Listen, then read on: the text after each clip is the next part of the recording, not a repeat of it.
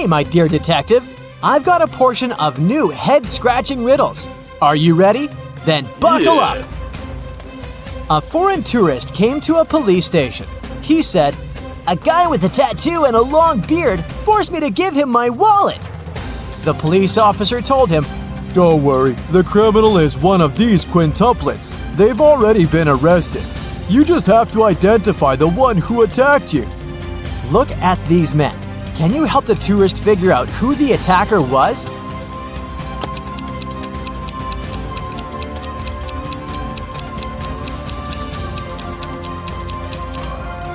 Not this guy. He has a tattoo on his left arm.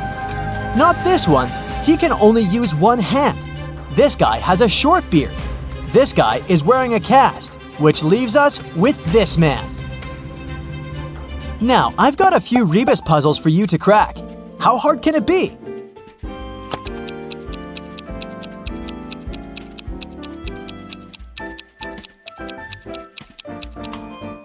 This rebus is tasty. It stands for scrambled eggs.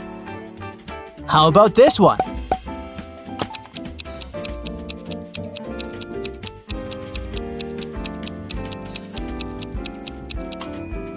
It means misunderstanding between friends. What could this mean?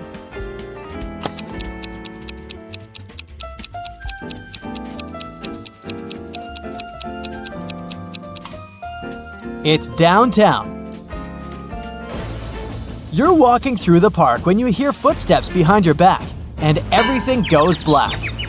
When you come to your senses, you find yourself in a dark basement illuminated by 15 burning candles. I'll set you free if you solve my riddle correctly. But if not, you won't ever leave this place. Oh no, there's someone in the shadows. You see 15 candles. I'll blow out 6 of them. How many candles will remain? What's going to be your answer?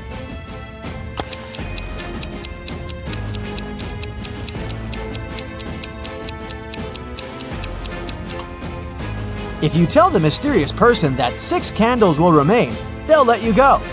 After all, the rest of the candles will eventually burn down completely, all but the 6 which have been blown out.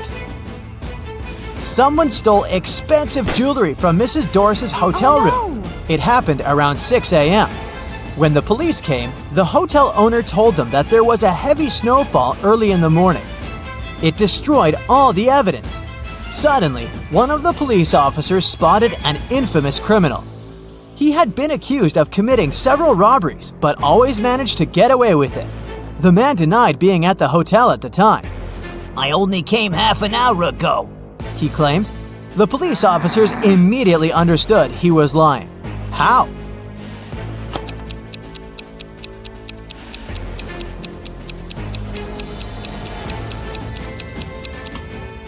There's a thick layer of snow on the criminal's car. If he had been driving to the hotel, there would be no snow on the hood. It would have melted or got blown away by the wind. And since it's sunny now, it can't be new snow. Clara was in her hotel room when she heard someone knock on her door. She looked through the peephole and saw an unknown man standing outside. He introduced himself. "Hi, I'm the hotel manager. Sorry to bother you, but our database has crashed. Could you let me in to confirm some information?" Clara immediately rushed to her phone and called the security. Why?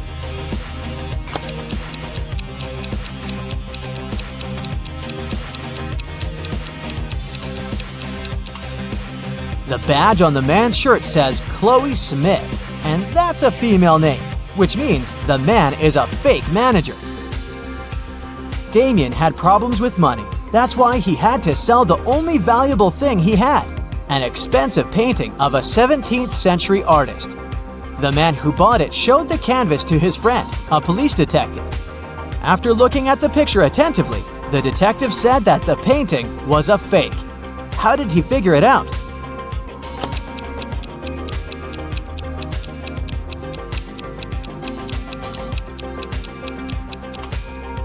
There are electric power lines in the picture, but they didn't exist in the 17th century. Now, look at these teachers. Can you figure out which of them is a millionaire? A, B, or C?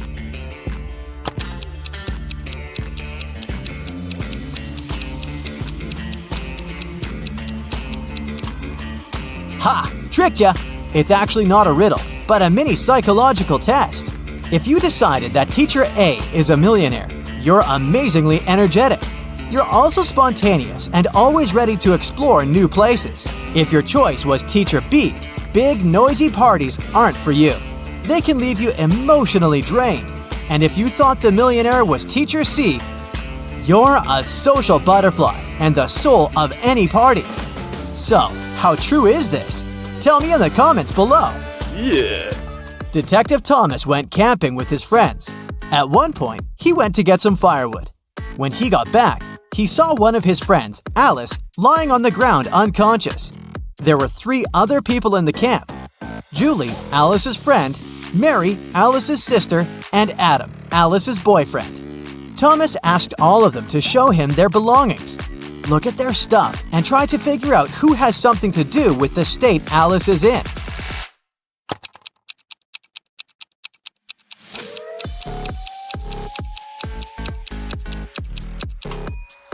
It's Julie. If you look attentively, you'll notice a picture of Adam among her things. She must have a crush on him. She likely hurt Alice out of jealousy. Eve went on an expedition to Antarctica with a group of scientists. 3 days into the expedition, Eve woke up and found out that all of her colleagues were missing. The only thing she found was an envelope. Inside, there was a letter. Apparently, a crazy scientist had taken her friends, and now Eve could only save them by cracking his riddles. Here's the first one. How many months have 28 days? The number you'll get is the number of feet you'll need to walk before you start digging.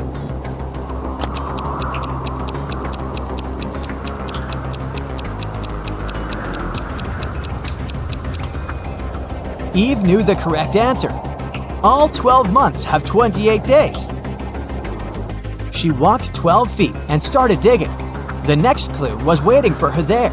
It was a bag with a book, a can of paint, a screwdriver, and a note that said that the scientist had locked Eve's friends in his lab in a cave.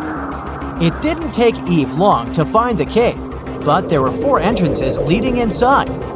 Passage 1 was guarded by venomous spiders. Passage 2 had a huge and pretty aggressive monkey blocking the entrance. In Passage 3, Eve saw a mammoth.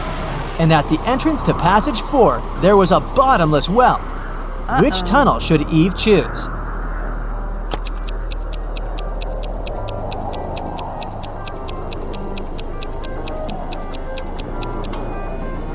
The third one. Mammoths have been extinct for thousands of years, so the animal the girl sees is likely a hologram. Eve entered the lab and saw a dog inside, but it wasn't a regular dog, it was a robot dog. Barking, it ran after Eve. The girl remembered she had a book, a can of paint, and a screwdriver in the bag she had found. What can she use to get rid of the robot?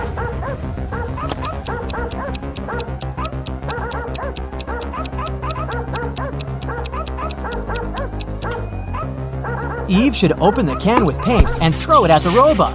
Since the paint is liquid, it will likely cause the robo-dog to short-circuit. Eve breathed out in relief and started looking around. Suddenly, she saw a key on the floor. The girl picked it up and went to the next room. As soon as she walked in, the door closed behind her back, and a bizarre-sounding voice started to speak.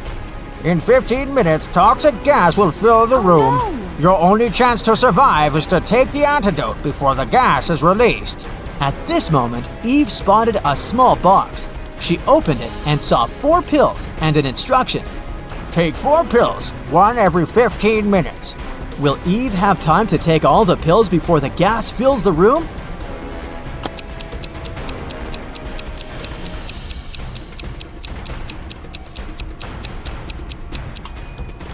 Yes, absolutely. The first 15 minutes will start after she takes the first pill, so taking 4 pills will take her 45 minutes. Eve got out of the room and finally found her friends, all tied up. She immediately set them free, but they needed to get out of there as soon as possible. They saw 3 doors leading outside. Behind the first door, there were hungry polar bears. Behind the second door, the air was so cold it was impossible to survive there. And behind the third door, there is a waist-deep lake with piranhas. Which way should the friends choose?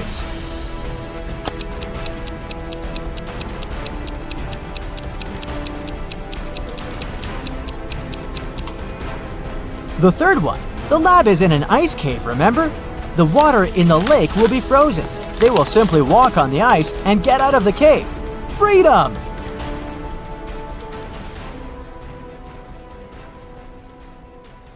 Cassie won a trip to a luxury resort in the Maldives. She goes there on a boat along with 3 other hotel guests. One of these billionaires is fake. Can you guess who?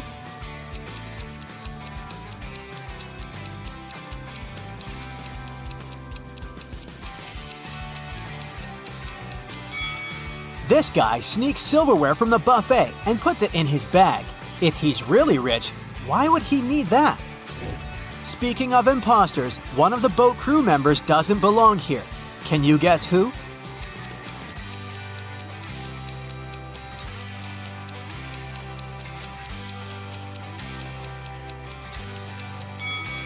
This waitress hides a police badge under her floral garland, so she's probably working undercover. Finally, Cassie comes ashore. 3 porters offer to carry her suitcase. Can you help her choose the right guy?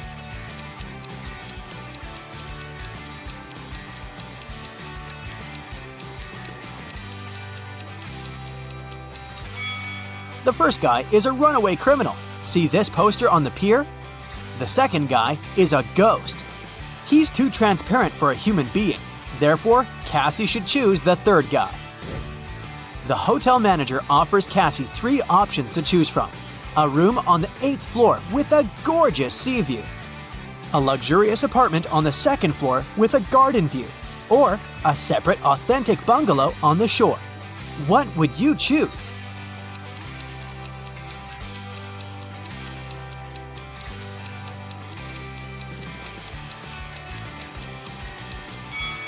The first option doesn't exist because the hotel is only a 5-story, and there's neither an air conditioner nor a fan inside this bungalow, so Cassie should choose the second option.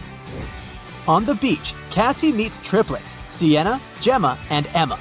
Emma borrows $20 from Cassie. The next morning, Cassie meets one of the triplets in the lobby, but they're so identical that Cassie can't distinguish them.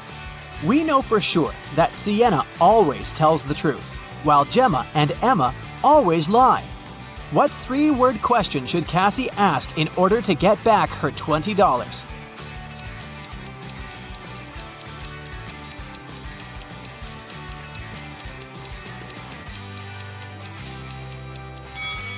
The correct question is, are you Gemma?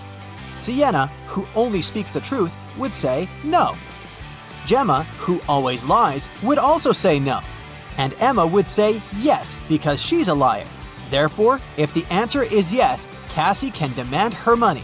And if the answer is no, Cassie can ask Sienna or Gemma to remind Emma about her debt. After breakfast, Cassie goes diving. She sees a lot of identical clownfish underwater, but one of them doesn't belong here. Can you spot the odd fish out?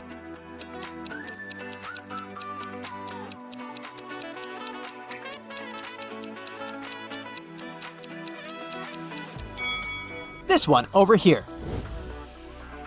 Underwater, Cassie finds a treasure chest, but it's locked. Can you help her crack the combination lock?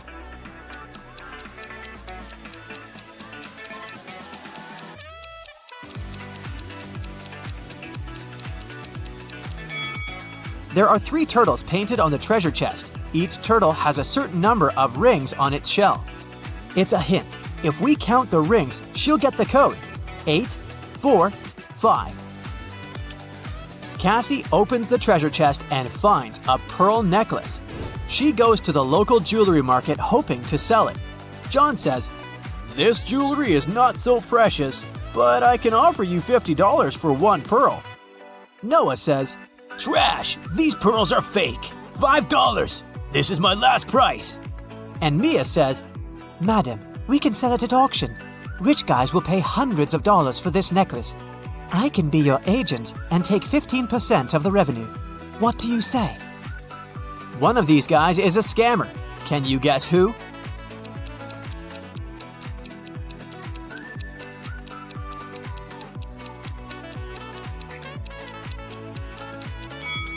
Noah is wearing another person's work badge. Therefore, he had stolen someone else's identity.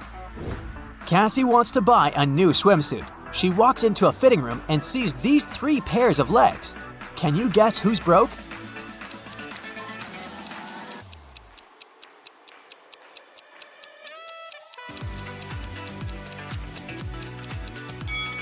All 3 women have relatively new sandals, but let's take a look at their toenails.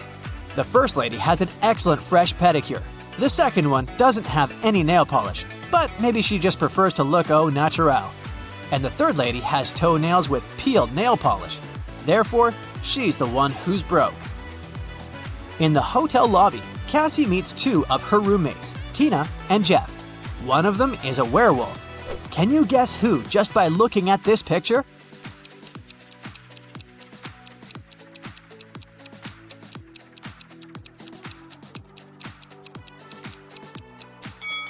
Tina is a werewolf. She has handcuffs on her leg. Cassie goes to the beach to sunbathe. There's a vampire on one of these sun loungers. Can you spot where exactly?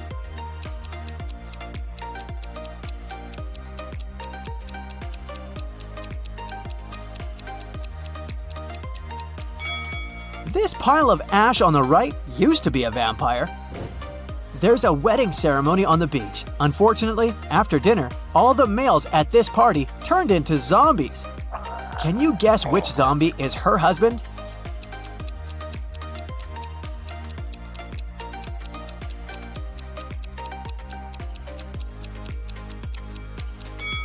It's this guy. He's wearing a ring. In the evening, Cassie arrives at an abandoned haunted village to film a video for her vlog. She spots 5 weird things about this place right away. Can you see them too?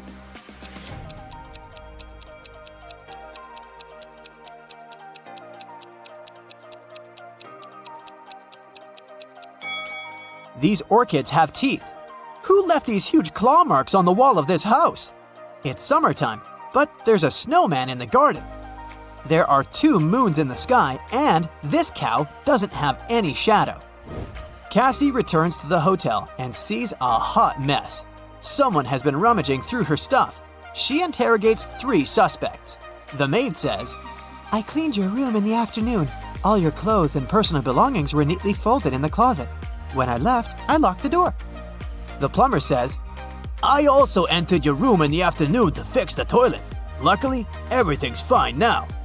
And Cassie's neighbor says, I was listening to music with headphones, so I didn't notice anything weird. Who's lying?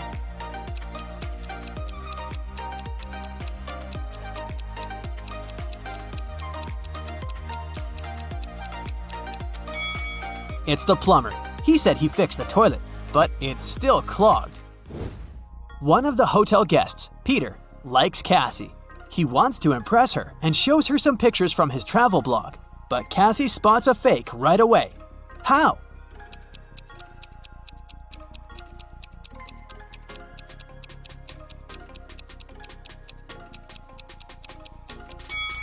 Take a look at the wind direction in this picture.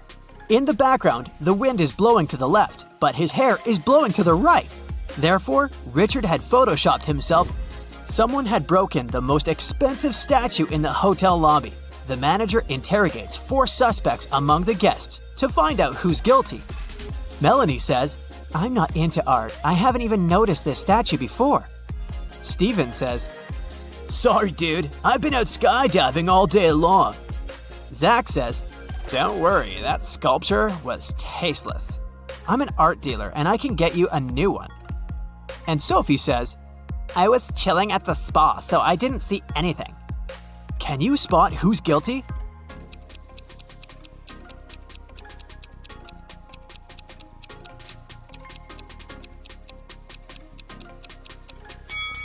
Melanie, she lost her left earring in the very middle of the crime scene. Cassie gets an invitation from 3 hotel guests. Gail shows her picture of a fancy villa and says, I'm a billionaire. You're welcome to come over to my villa and stay for as long as you want.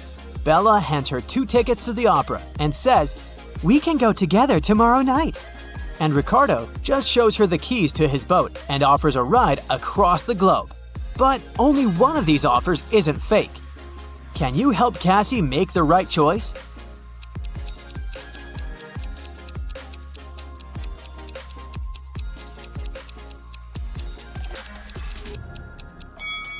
There's a for sale sign near the villa, so Gail's offer doesn't look trustworthy. Take a closer look at the gate on the opera ticket. It expired centuries ago, so Cassie should trust Ricardo.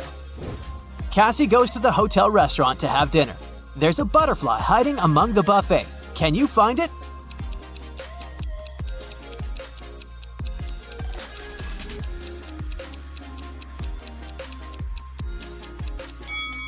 It's over here. Marjorie owns a farm. There are 6 apple trees and 7 lemon trees on her land. Each apple tree has 12 fruits, and each lemon tree has 10 fruits. How many oranges are there in total?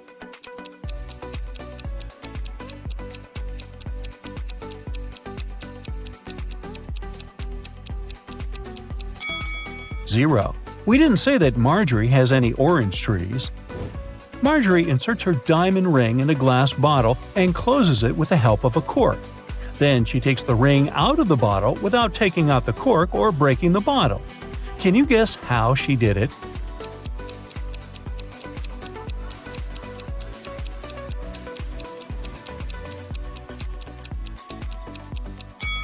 Easy.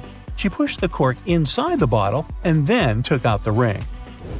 Marjorie lost her smartwatch somewhere in the fields. She uses her phone to detect the current location of her gadget. The phone draws 3 possible routes, but only one of them will actually take her to the smartwatch. Can you help Marjorie choose the right way?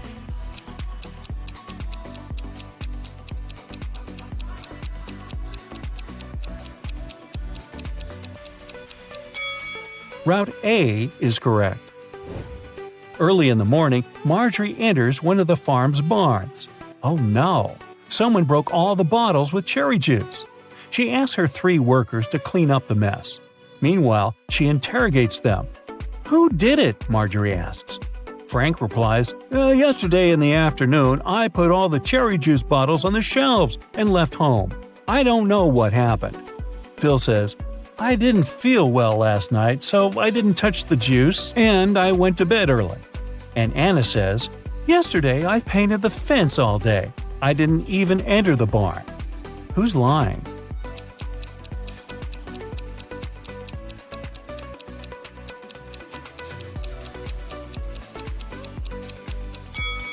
Anna.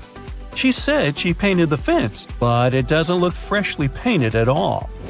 After a long working day, Marjorie wants to relax and goes to the public swimming pool. She spots something really weird in the shower. One of these ladies is not from this planet. Can you guess who?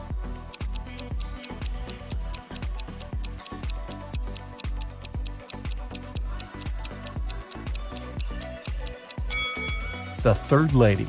She's using ketchup to wash her hair instead of shampoo. Marjorie meets her 3 best friends by the pool, Megan, Sarah, and Raven. One of them gave birth to triplets 4 years ago. Can you guess who exactly?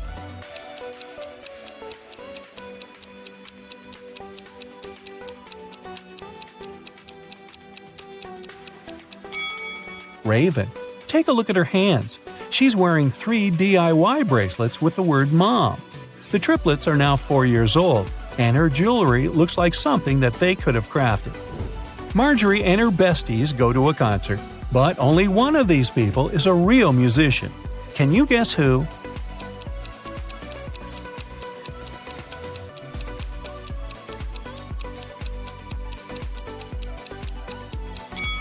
It's the second guy. The first lady put her sheet music upside down. After the concert, Marjorie takes a walk down the local street. There are 100 houses numbered from 1 to 100 on the street. Can you count how many times they use the digit 9 to number all the houses?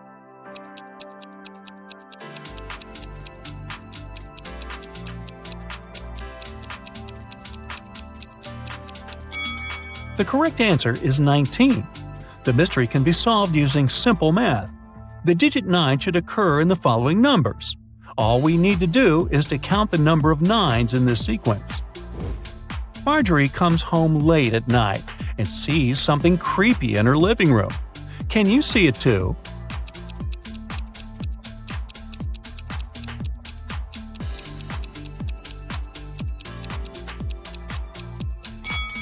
There are 3 ghosts in this room. What about the warehouse? Can you spot any ghosts here?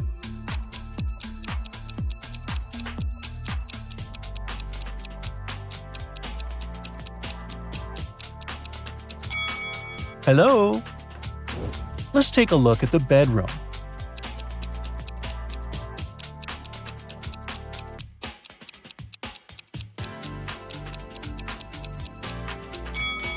Ooh, there are 5 ghosts. Can someone call Ghostbusters? The next morning, Marjorie goes picking apples on her farm. Suddenly, someone spills cherry juice on her head. She noticed that someone climbed on a tree to pull that prank, but she didn't see this person's face. So Marjorie interrogates 3 people working on the farm that day. Frank says, "I was watering vegetables far away from the apple trees." Phil says, "I was in the kitchen preparing ingredients for the lemon jam production, just like you asked me."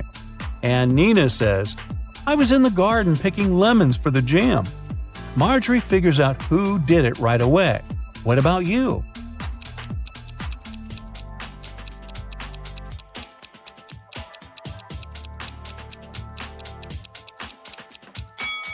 It was Phil. He tore his shirt and a piece of fabric got stuck on the branch of an apple tree. A group of tourists arrives at the farm and Marjorie gives them a fun tour. Unfortunately, one of these guests is a thief. Can you guess who?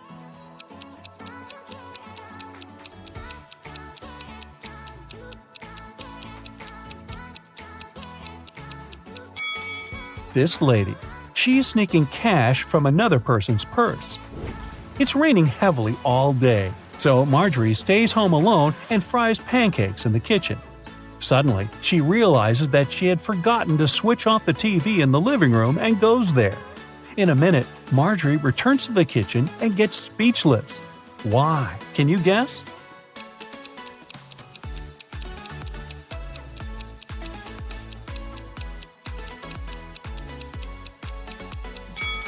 When Marjorie left the kitchen, one prepared pancake was on the dish, but now it's gone. All the windows are locked. So, who did it? Suddenly, Marjorie hears weird sounds from the basement. She goes there and finds the thieves.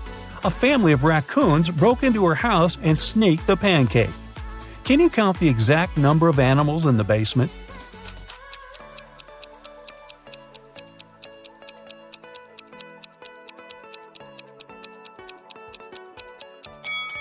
The task was to count the number of all animals, so the correct answer is 7.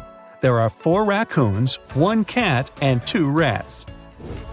The next day, Marjorie goes into her sunflower field to check how the flowers are doing.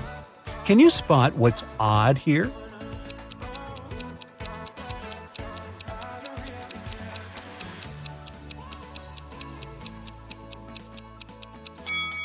There's a socket built into the ground. Marjorie goes to Megan's birthday party. One of the guests has the number 2 written on his forehead, and the other has 3. Megan offers everyone a game. All 3 of you have a number on your forehead.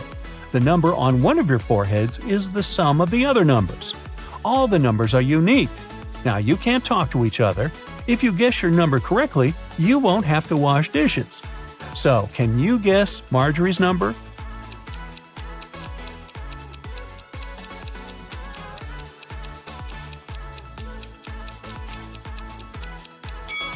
It could either be 1 or 5, but if her number was 1, the guy with 3 would see that and guess his own number.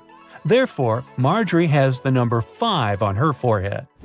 The next day, Marjorie enters the farm's main barn. It's time to plant flowers in larger pots. She takes off her diamond ring to protect it from dirt. Marjorie puts it on the table. The process is almost finished, But suddenly, Marjorie's phone rings and she leaves the barn to answer the call. After a while, she comes back and sees that the ring is missing. There are only 3 people on the farm today: Frank, Nina, and Megan. So Marjorie says, "One of you has taken my ring. What were you doing when I left the barn?" Frank replies, "I was in the bathroom washing pumpkins with Nina." Nina replies, "Yes, we were washing the vegetables." And Megan says, "I was just taking selfies with pumpkins. Who took the ring?"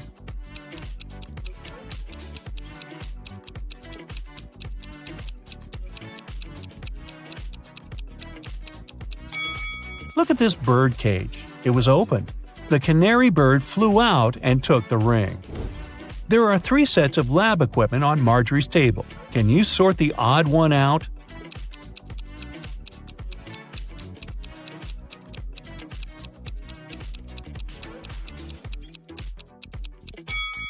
This one doesn't have a flame. Marjorie throws a harvest festival at her farm. Her friends and coworkers chill all together. Can you spot any zombies among them?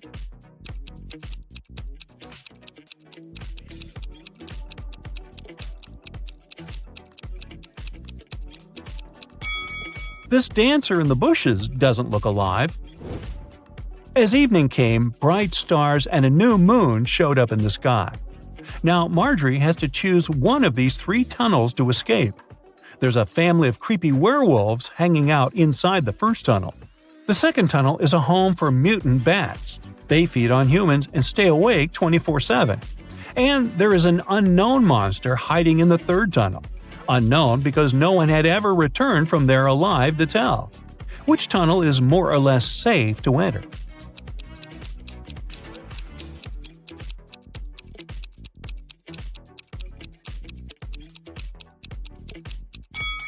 Marjorie should choose the first tunnel. It's a new moon, so the werewolves are not dangerous yet. Okay, first question. Who is someone that doesn't decide if they go in or out?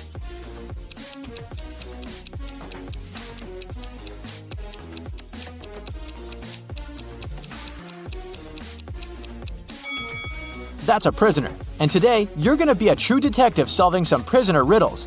Ready? Here's a task for you. Take a good look at these 3 houses. In one of them, a person who recently escaped from prison resides. In which house do you think they live?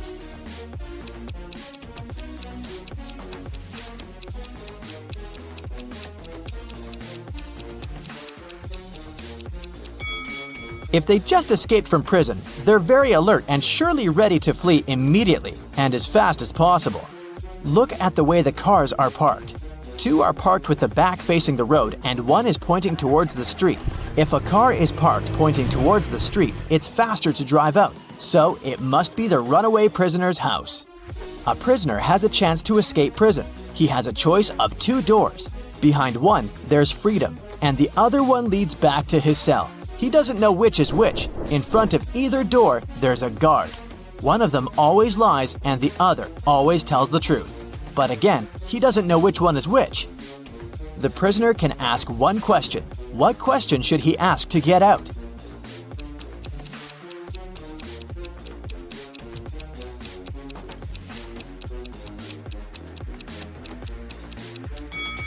He should ask either guard. Is the lying guard in front of the freedom door? If he says yes, there are 2 options. Either he's telling the truth or he's the liar. And so he stands next to the cell door. In any case, the prisoner should pick the other door. If the guard says no, then it's either the truth and the door is then the freedom door, or it's a lie, but it still remains that it's the freedom door. So, in a case of a no, the prisoner should pick that door. A prisoner is trying to escape. He managed to leave the cell and found an underground tunnel, but it only led him to 3 doors. All of them didn't look safe. Behind the first door, there were 2 guards who would see him and take him back to prison. Behind the second door, there was a room full of lasers. Behind the third door, there was a room with the floor full of broken glass. Which way is safer?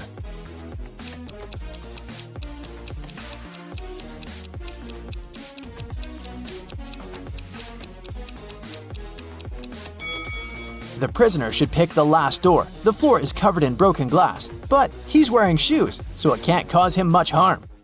Another prisoner is trying to escape, and he almost succeeded. There are now 3 doors in front of him. Behind one, there will be 3 hungry and angry dogs. Behind the second door, there will be an explosion in 5 minutes. Behind the third door, there's a guard. Which door should the prisoner pick to get out successfully?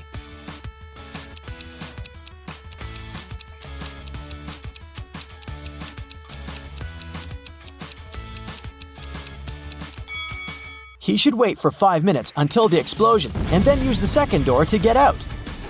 Now here's a logic puzzle. An inmate had a visitor. A guard asked him who it was, and he said, I don't have any siblings. This man's father is my father's son. So who visited the inmate?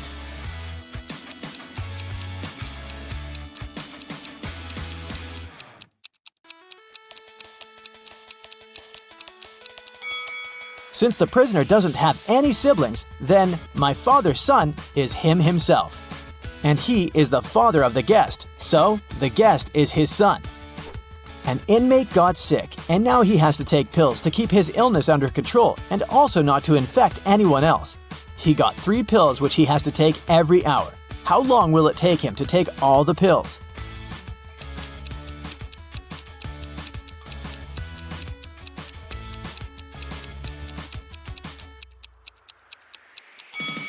It'll only take him 2 hours. One he will take immediately, another one after 1 hour, and the last one after 2 hours.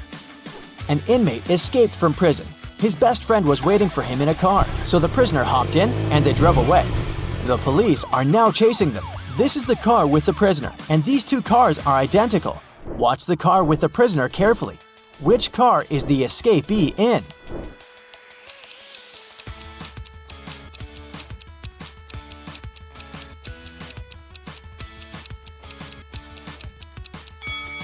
It's the one on the left. Okay, now it's going to be even harder. Watch the car again. They'll go faster. Which one is it?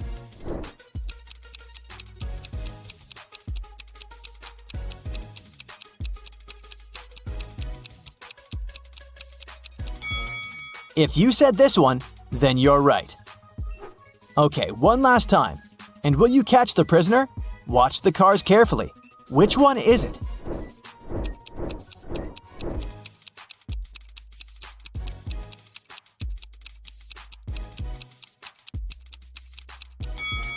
It's this one, correct! Congratulations, you caught the prisoner! Another prisoner escaped, and police tracked him back to a recreational hotel complex in a forest in the suburbs. A detective entered a sauna he had seen the prisoner sneaking in a minute ago. There were 4 men sitting there. They said they were friends and had been sitting in the sauna for around 10 minutes and hadn't seen anyone else entering. Which one is the prisoner?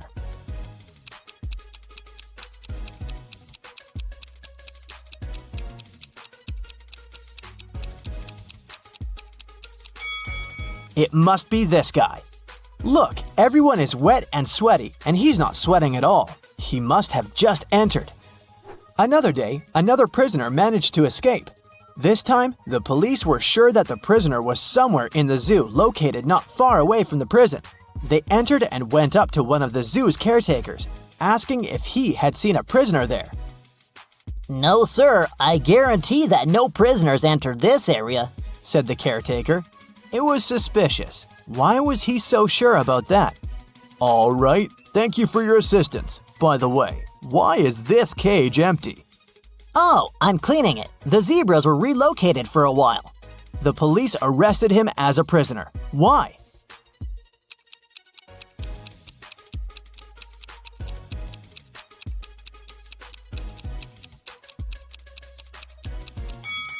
The sign on the cage says that it's the cage with camels. If he was a real caretaker, he would know this. Now, I'll be showing you several houses, and your task is to determine in which house a criminal lives. For example, look at these 2. Which room belongs to a criminal?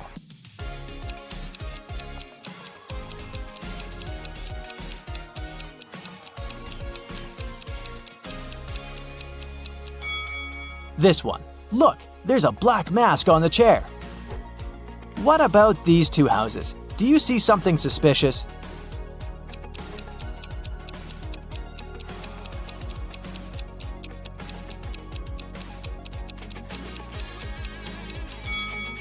There are orange overalls in the wardrobe. They must belong to a prisoner.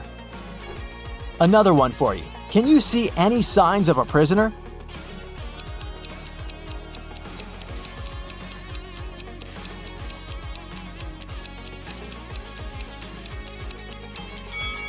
Look, there's a huge bag with money hidden.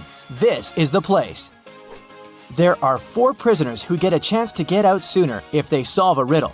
There are 4 hats, 2 black ones and 2 white ones, and everyone is aware of that. They stand like this. The first prisoner is in the front and can't see anyone.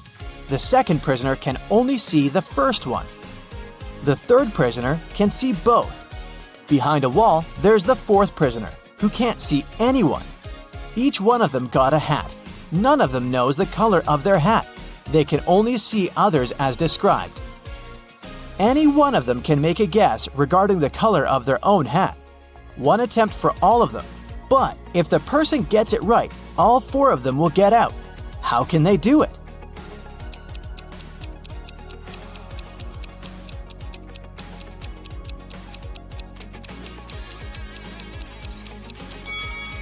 The third prisoner can see 2 hats in front of him. If they're the same color, then he knows his own hat is the other color. But if there are 2 different hat colors in front of him, then he can't be sure. In this case, he'll stay silent. Then, the second prisoner understands that they have hats of different colors.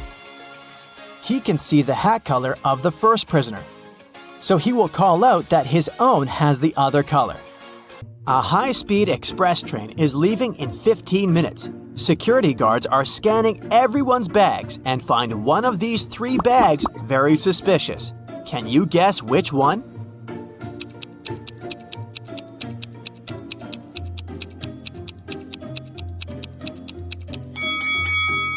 It's the second luggage. This lady has a heavy book among her things, and the title, Dictionary, has the wrong spelling. Maybe it's just a cover to hide something suspicious? The train departs. Unfortunately, this area is full of rocks, so the road is winding a lot. Only one of these routes will lead the train to the final destination. Can you guess which one?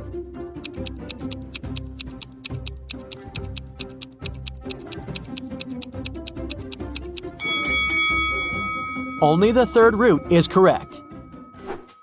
Susan is a first-class passenger. She orders a cup of tea. The waiter brings her what she asked for. Suddenly, Susan sees a fly in her cup and gets terrified. The waiter takes her cup and goes to the kitchen. Then, he returns with a fresh cup of tea. But Susan yells, "You brought me the same cup of tea! Gross!" How did she know?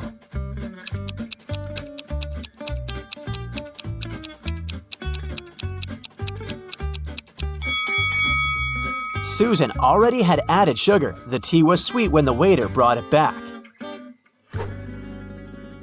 Susan gets bored and takes a walk around the train.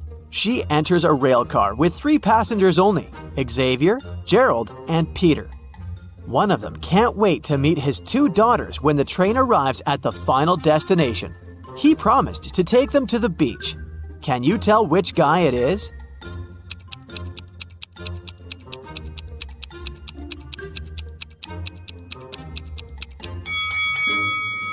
It's Gerald. He has 3 bucket hats on top of his suitcase. These 2 cute bucket hats still have price tags, so he probably bought them for his daughters as a gift. The train has arrived. Gerald rents a car to go to the mansion in the forest where his family lives. Unfortunately, the road is surrounded by multiple possessed wild animals. Suddenly, a black cat jumps on the windshield and Gerald crashes into a tree. He has to leave the car and walk to the mansion on his feet. Soon, Gerald finds himself at a crossroad. Can you guess which route is more or less safe? A, B, or C?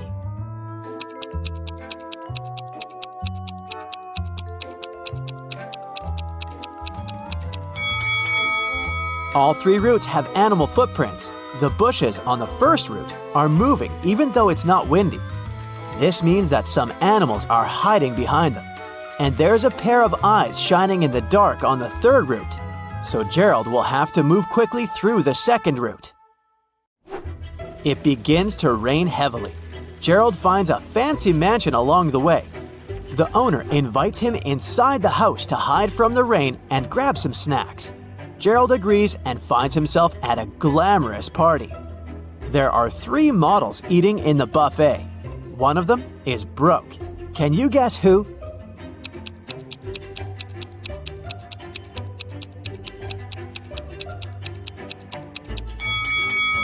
The second lady. Take a look at her bag. She hides some food for later. Gerald walks around the mansion and sees 2 roommates. One of them is a thief. Can you guess who?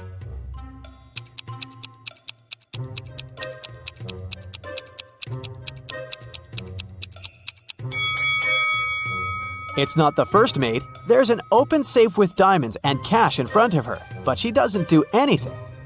Meanwhile, the second lady has already hidden a diamond in her bucket, so she's the thief. Gerald eats a snack and falls asleep. He wakes up in an old basement. The mansion owner locked him up. Gerald finds a sheet of paper on the floor. It says, "I'll give you a chance to get out of here. The key to the door is inside this closed bag. Try to get it." Gerald tries to rip up the bag, but the fabric is too tough. He tries to tear it using his teeth, but he almost breaks a tooth. How can Gerald get the key?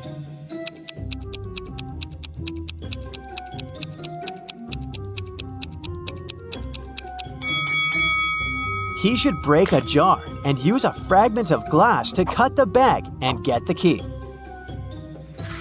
Gerald opens the door and enters a storage room. There are 3 doors leading to freedom. A forest full of hungry predatory animals is hiding behind the first door. The second route is filled with toxic gas that's impossible to stand for even a second.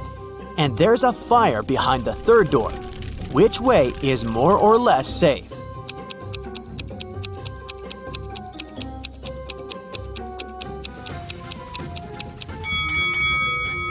Gerald should choose the third door. There are bottles of water in the room, and the fire is rather small. Gerald can easily put it out. Finally, Gerald is outdoors. But there are 3 hidden dangers in this garden. Can you find them?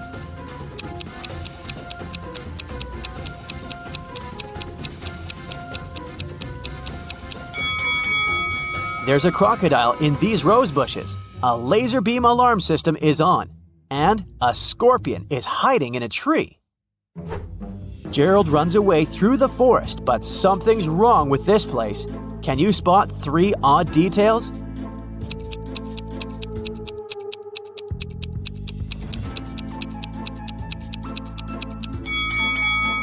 Take a look at this spruce. Lemons don't grow on this type of tree. This beehive is inhabited by butterflies. Also, there are 2 moons in the sky. Gerald checks into the local motel to get some rest. He leaves his golden watch on the bed and goes to buy some coffee. In an hour, he returns to the room and sees that someone had stolen the watch. Gerald interrogates 3 suspects. The maid says, I only entered your room once today to clean it before check-in. I have a master key, but it's always with me in my pocket. The woodworker says, I entered your room an hour ago to fix a creaky bed. Everything's fine now. And Gerald's neighbor says, I was feeling sick, that's why I went to bed earlier, so I didn't hear anything weird. Who stole Gerald's watch?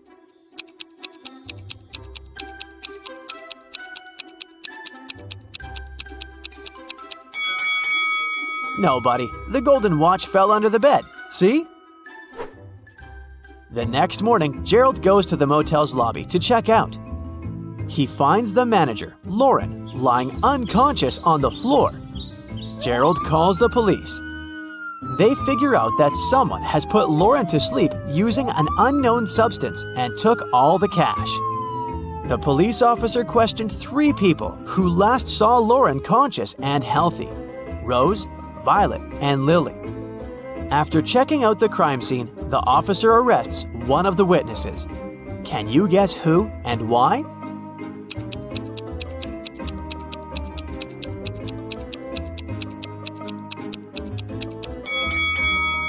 Lily, take a look at her hair extensions. They're not distributed evenly.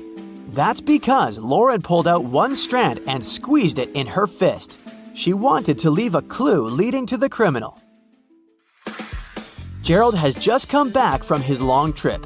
He's trying to open a suitcase, but realizes that he has forgotten the 4-number code. Luckily, Gerald left a note that can help him remember the code. Can you figure out the code?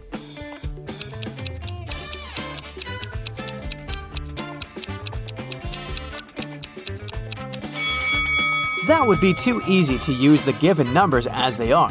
To crack this mystery, we should mind the numbers of letters in each given number. So, the correct code is 5364. Finally, Gerald can keep his promise and takes his daughters to the beach. He also takes some food for a picnic. Can you guess the name of this food by emojis?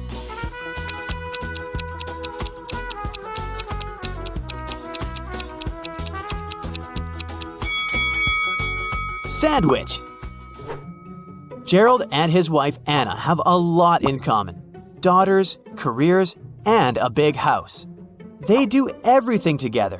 One day, Anna comes home really late. She's tired, but happy.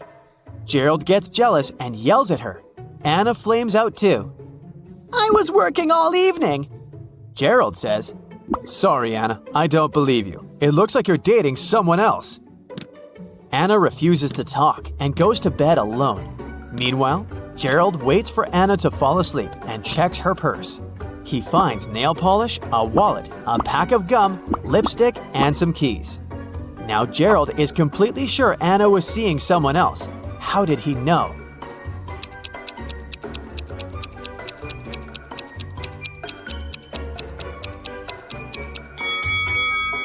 The keys are definitely not from their house. The next morning, Gerald receives an email from his boss. Can you guess the meaning of this message?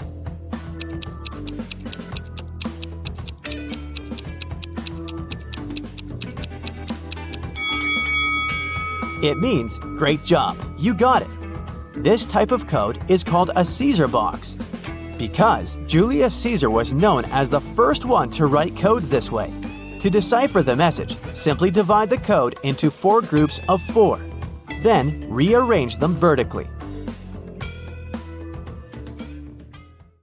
Amber's husband, Carl, is an artist. Can you guess which one of these ladies is Amber?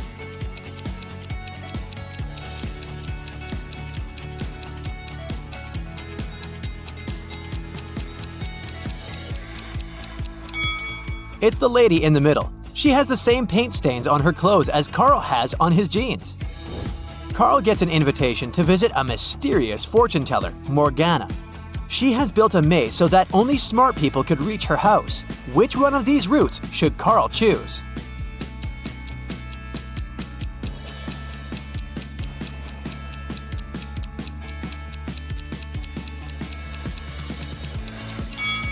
Only the first path will take him to the final destination. Morgana treats Carl with a welcome drink. Only one of these 3 drinks is safe. Can you guess which one?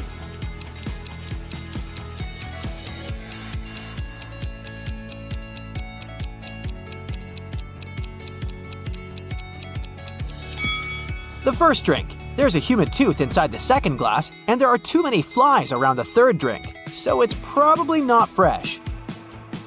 Morgana says, I've got a surprise for you.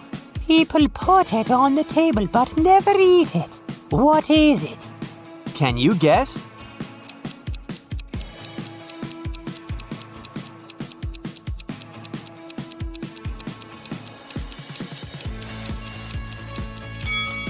The correct answer is a pack of cards. Carl gets his brand new pack of cards. Morgana offers him a mind game. From the pack of 52 cards, she places 4 cards on the table face down and gives Carl 4 clues about the card. Card on the left cannot be greater than the card on the right. The difference between the first card and the third card is 8. There's no single ace among these 4 cards. Also, there are no face cards. And finally, the difference between the second and the fourth card is 7. Can you help Carl guess the values of all 4 cards?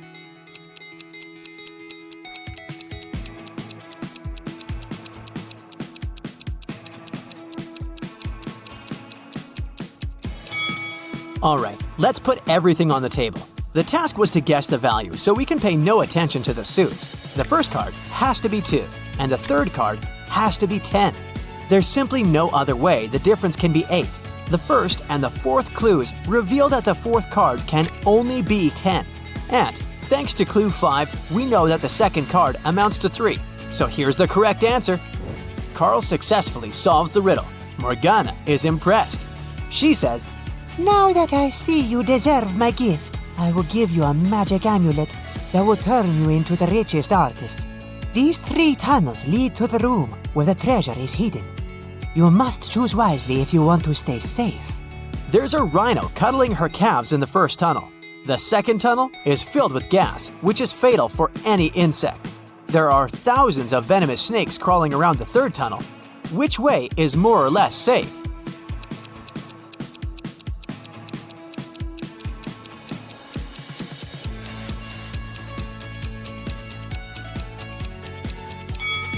The second one. Nobody said that the gas is dangerous for humans. The next day, Carl feels sick and goes to the hospital. He meets these 3 women in the lobby. Can you find a doctor's wife among them?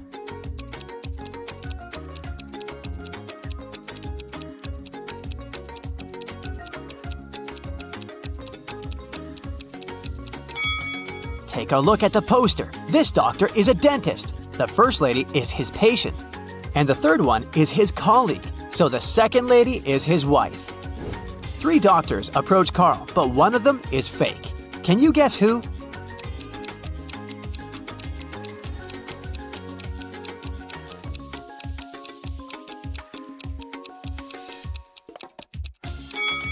Take a look at this guy's badge. There's a female picture and a name on it, so he's probably an imposter. The doctor invites Carl to his lab. Can you help him find these 3 items?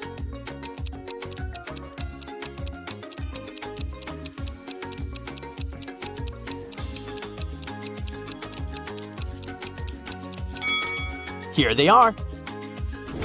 In the evening, Carl arrives home. He spots 5 weird things about this place right away. Can you see them too?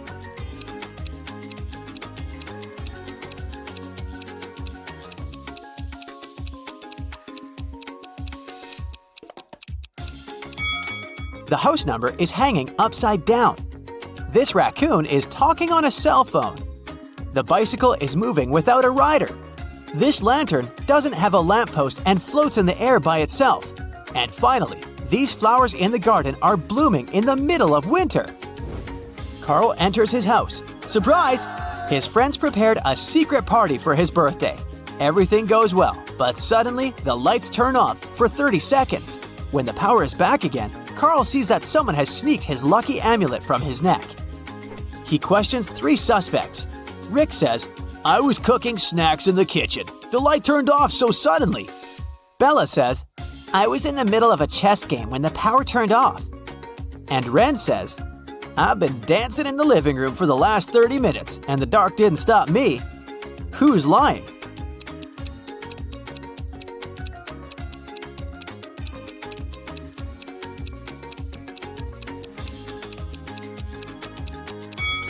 Bella. She said she was in the middle of her game, but all chess pieces are standing in their initial positions. Bella escapes with the amulet and flies away to Seychelles with her boyfriend Josh. Can you guess which one of these guys is Josh?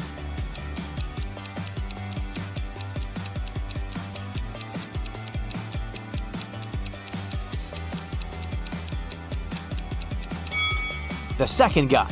He's lying on her beach wrap. Bella is watching a boxing match on TV. It's a friendly match between 2 heavyweights, which consists of 12 rounds, but it was finished after the 7th round because the boxer knocked out the other one. But during the match, no man threw even a single punch. How can this be possible?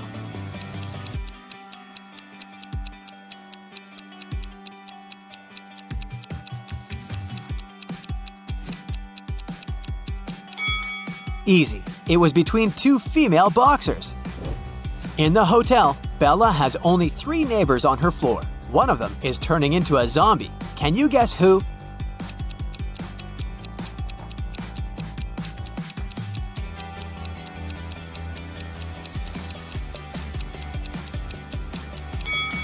This lady, it's hot. Why is she wearing a warm scarf? Bella leaves her hotel room to get some ice. 2 minutes later, she returns and finds out that someone had broken in. How did she know?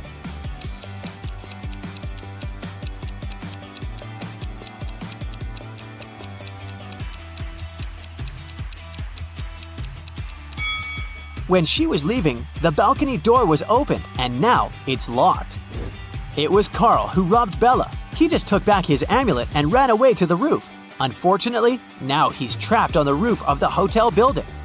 It's 200 feet high. There's a hook on the roof and another hook 100 feet down from it. Carl finds a 150-foot-long rope and a sharp knife.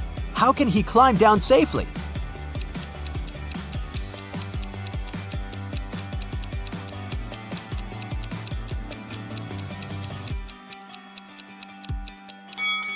Carl should cut the rope into 2 parts, 50 and 100 feet. Then make a knot at the end of the shorter rope and put the longer one through it. Then he should slide down the ropes and untie the longer rope to be able to use it again with the second hook. Carl uses his lucky amulet and his art becomes super famous. One day, he receives a phone call from the police. They arrested a group of criminals who tried to sell illegal copies of Carl's artwork. They confiscated 3 paintings. Carl said that one of them is original. Can you guess which one?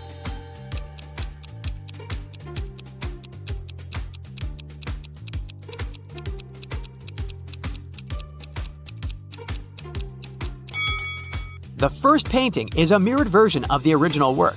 The second one has a barely visible handprint. Therefore, only the third painting is original. Carl exhibits a huge collage in a gallery. Can you spot any outstanding images?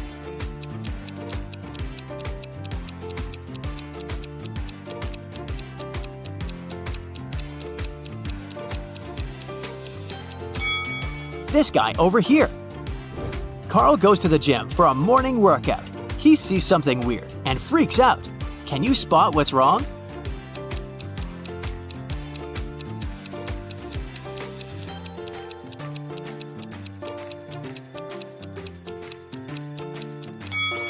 A huge spider is crawling out of the ventilation. Carl puts his bags in a locker before going to the gym shower. He locks it and takes the key with him. He hangs the key on a hook together with his towel. After bathing, Carl finds out that someone had stolen the key and robbed his locker. He questions 3 suspects, but all of them say they were taking a shower and didn't see anything. Who is lying?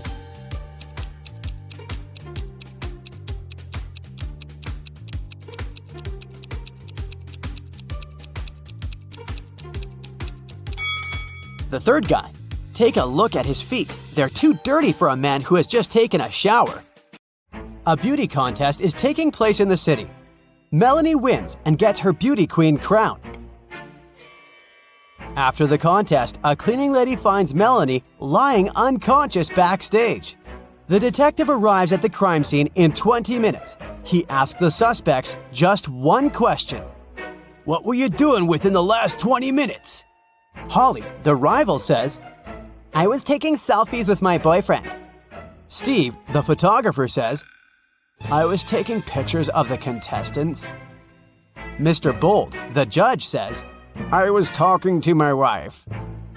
And the cleaning lady, Stella, says, I just found Melanie and called 911 right away. And then I just stayed with her until the doctor's arrival. Who's lying?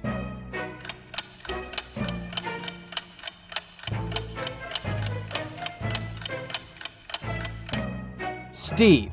There's Melanie in his pictures.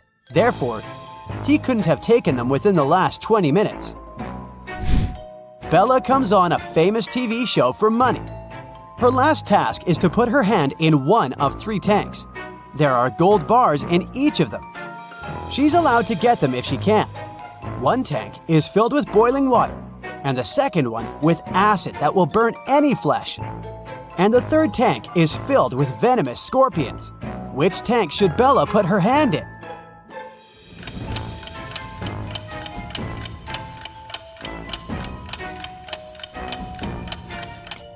Bella should just wait until the boiled water cools off and use the first tank. James is walking in the woods. Suddenly, he spots a leprechaun. James grabs the creature and asks him, "Where's your gold? Answer me now!" The leprechaun says, It's under this tree. Just let me go. James replies, I don't have a shovel. I have to go home. But how can I find this place later? James comes up with an idea. He ties a red ribbon over the tree to recognize it among the others. And then James makes the leprechaun swear not to take off the ribbon. But the leprechaun finds a way to hide his gold from James without breaking the oath. What did he do?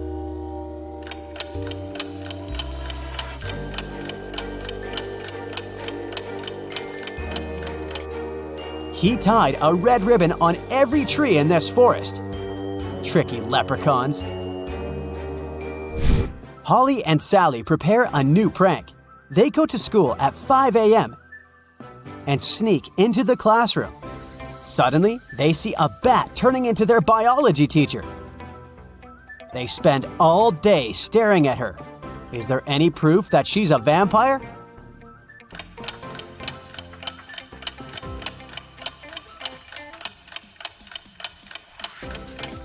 Take a look at her coat. She's hiding a very peculiar object in her pocket. Let's take a closer look at this group of people. One of the ladies is kidnapped. Can you guess who?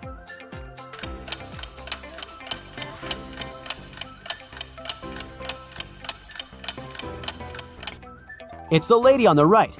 If the left lady was kidnapped, she wouldn't have had a handbag with her. Megan arrives from work and finds out that her cat is missing. She must have sneaked out from the window. Megan goes around the neighborhood and questions 3 possible witnesses.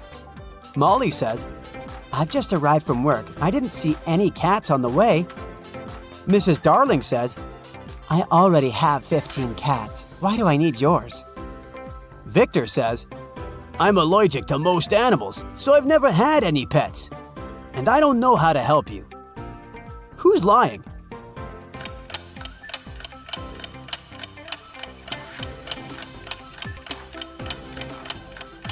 Victor.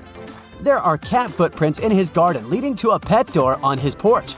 So he obviously has a pet. 4 people in Halloween costumes robbed a bank. But eventually, they get caught and arrested the same night. One of them is only 12 years old. Can you guess who?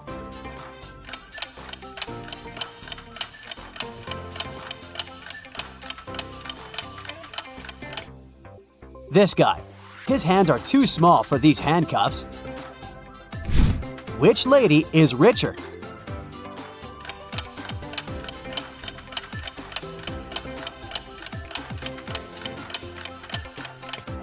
The lady on the right. Her name is engraved on a handbag, and another woman is proudly wearing it. On Monday afternoon, students find their math teacher unconscious in the classroom. Someone attacked him during the lunch break. The police suspect that the criminal is one of the students. Can you spot this person?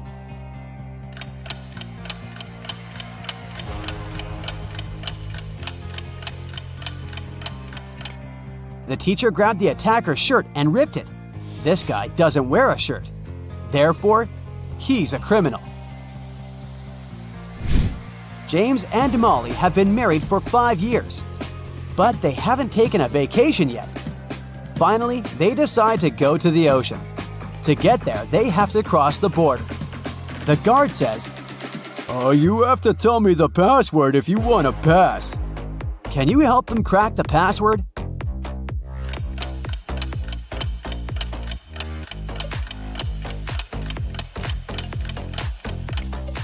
You should literally count the number of benches, trees, and apples in this area. So the code is 471. Dan and Sam are hanging out on a beach. Dan plays volleyball and then goes to a beach cafe to have some drinks. Dan tries his coconut. Soon after that, he feels sick and faints. Sam calls 911 and they take Dan to the hospital. The policeman questions 3 suspects. Sam says, "He drank a coconut from this cafe and felt sick. I think the waiter poisoned it. The waiter says, "Why would I do that? Dan played volleyball before coming here and won the game. Perhaps his opponent decided to get revenge." And Kyle, the opponent, replies, We finished the game and I went swimming in the sea. "Who poisoned Dan?"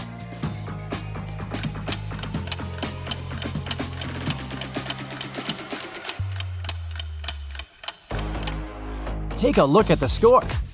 Dan lost the game. Therefore, the waiter lied about his winning to frame Kyle. Sheila is taking a boat trip, but not all passengers are humans.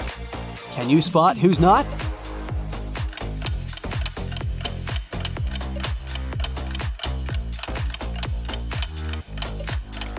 Take a look at the broomstick. It's levitating. She's a witch. It's a sunny Sunday morning. Gia and her daughter Lizzie are watching TV. According to the forecast, it will be a rainy and windy day today. Gia says, Lizzie, please don't go outside today. You may catch a cold. Gia goes shopping and leaves Lizzie home alone. She comes back in about 2 hours. It was raining, and Gia immediately realizes that Lizzie did go outside. How did she know?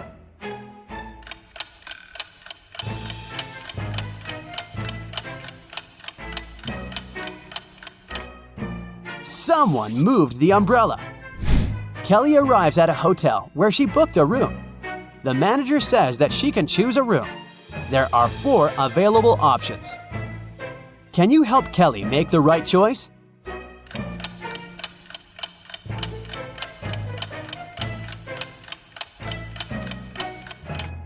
There's a stinky dump behind the window in the first room. As for the second room, there's someone watching through this painting. And there's a zombie in the closet in the 4th room.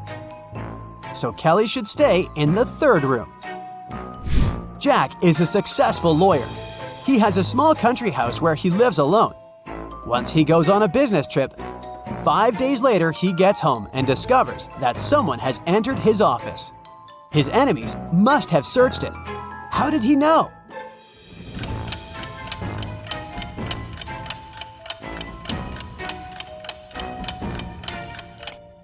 Someone lowered his chair.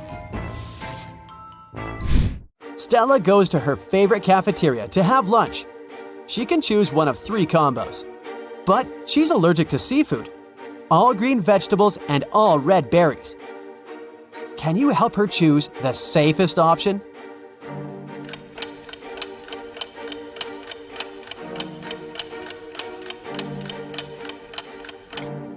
First of all, let's exclude the 3rd lunch. There are shrimp swimming in this soup. The chicken burrito combo looks good, but the dessert contains red berries. So, Stella should choose the lasagna. Lisa breaks her phone and goes to the service center. There, she meets 3 workers. One of them is an imposter. Can you guess who?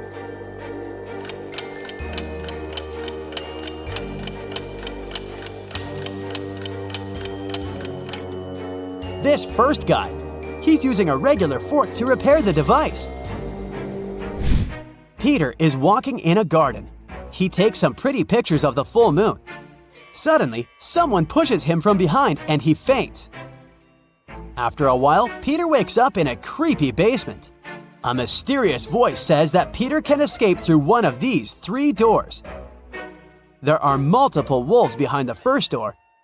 They haven't been eating for 2 years, so they're very hungry and angry. There's a forest full of venomous monsters behind the second door. They hate humankind, and it's impossible to get through them alive.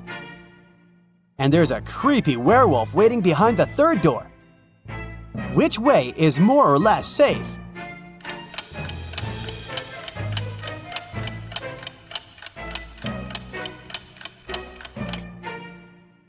Room 2 is a bad idea. It's a full moon. So room 3 is also unsafe. Therefore, Peter should choose the first door. Wolves can't survive without food for 2 years. Wendy is preparing a college project in a co-working space. She leaves her laptop on the table and goes to the bathroom.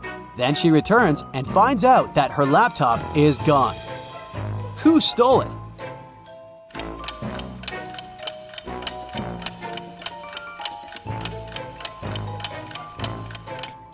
It's the lady on the right. Her hoodie pocket has an odd square shape. Tyson was thinking about buying a gym membership. There were only 3 gyms in the area where he lived. The first one was called Iron Muscles Gym. The second one was called Stronger You Gym. And the third one was called Fit for Life Gym. Now take a look inside all of them. Which one should he choose?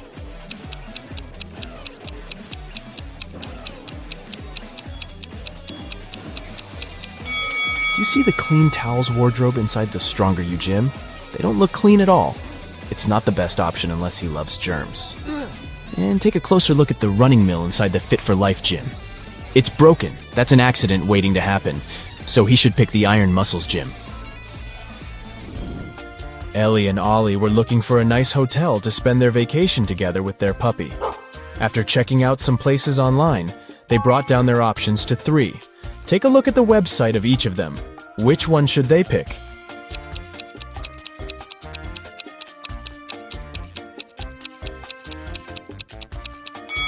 Do you notice the small stock photo sign on the photos of the first hotel's website? That can only mean they are scamming people. The second hotel seems like a good option since it's a 5-star one. But do you see the small sign on the website that says, "No pets allowed"? They can't go there with their puppy, so they should stay at the third hotel. James and Jonathan went camping in the woods. As they were searching for the perfect place to set their tents, they came across a river that only had one bridge to cross to the other side. However, as soon as they stepped on it, a troll appeared in front of them and said, "I'll only let you pass if you answer my riddle. Until I am measured, I am not known. Yet how you miss me when I have flown. What am I?"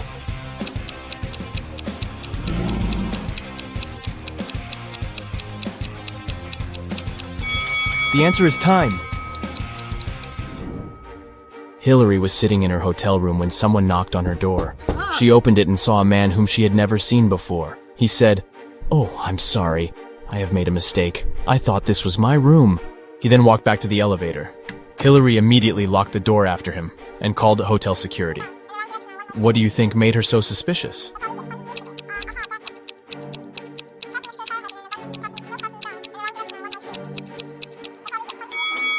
Nobody knocks on their own hotel door, but the man did that. Captain Bluebeard was traveling the sea with his crew. At one time during their voyage, 2 of his sailors were standing on opposite sides of the ship. One of them was looking west, and the other one was looking east. But at the same time, they could see each other clearly as well. How was that possible?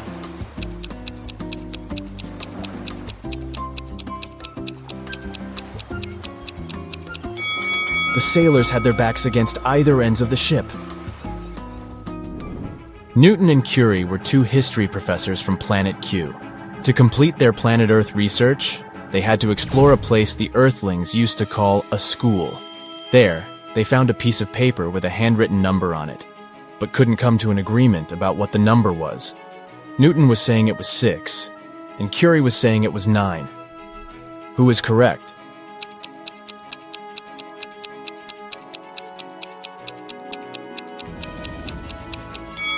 Do you see this teeny tiny dot here? That can only mean the number is 9. So, Curie is right. Yeah. The Foggy Mountains region of the Kingdom of Endolia was occupied by the most vicious dragon. The king called Knight Samuel to go on a quest to defeat it and take all the gold it stole from the people back. Yeah. So, Knight Samuel hopped on his horse and reached the mountains after a long journey. Once the dragon saw him, it said if Knight Samuel knew all 3 of its riddles correctly, it would leave the mountains as well as all the gold. The first one was, "Soft and fragile as my skin, I get my growth in mud. I'm dangerous as much as pretty, for if not careful, I draw blood. What am I?"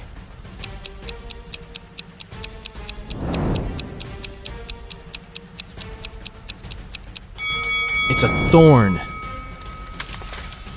"You're a clever one, Knight Samuel," the dragon said. "Here's my second riddle. I am a box that holds keys without locks, yet they can unlock your soul. What am I?"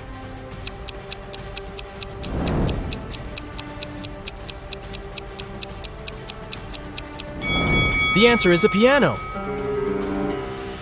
I have only one riddle left for you. But be very careful. If you can't answer it correctly, this kingdom shall be mine. When you went into the woods, you got me. You hated me, yet you wanted to find me. You went home with me because you couldn't find me. What was it?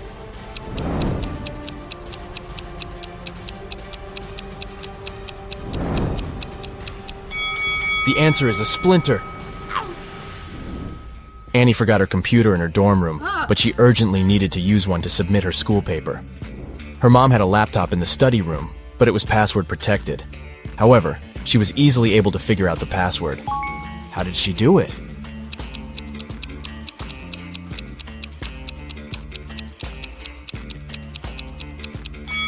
Take a closer look at the bookcase inside the room. Some of the books have letters instead of their titles on the side labels. This book has the letter A, this one has N, another N here, there's an I on this book's label, and this one has an E. So the password is Annie. Professor Guillermo was the headmaster of the Academy for Superheroes. He was also responsible for holding examinations to select new students for the Academy.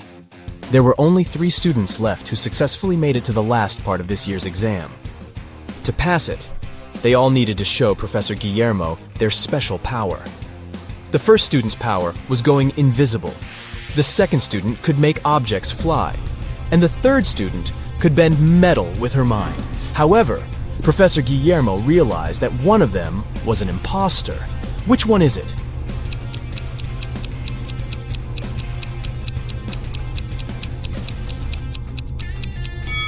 Take a closer look at the object that the second student is levitating. Do you see the small on-off button here? That can only mean it's actually some tech device that can fly on its own. So he is the imposter. Jane was competing at Who Wants to Be a Billionaire? And she was only one question away from the $1 billion prize.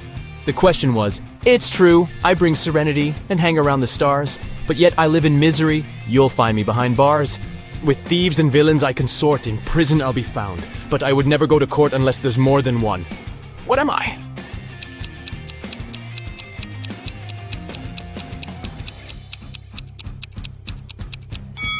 It's the letter S.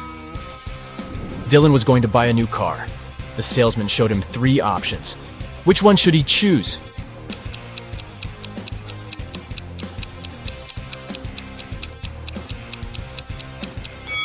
Take a look at the side door of the first car. The paint on here is chipped.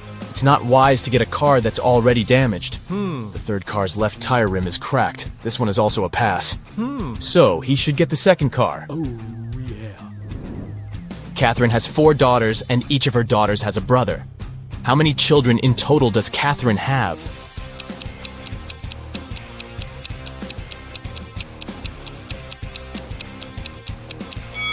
Each daughter has the one and the same brother, so she has 5 kids. Rachel and Ashley were best friends, but one of them was living in Japan, and the other in the United States. Rachel had purchased a BFF bracelet for Ashley and wanted to mail it to her. However, the only way to make sure the bracelet would be received was to place a lock on the package. Rachel had locks and Ashley had locks, but neither had keys for each other's locks. How can they ensure the bracelet isn't stolen?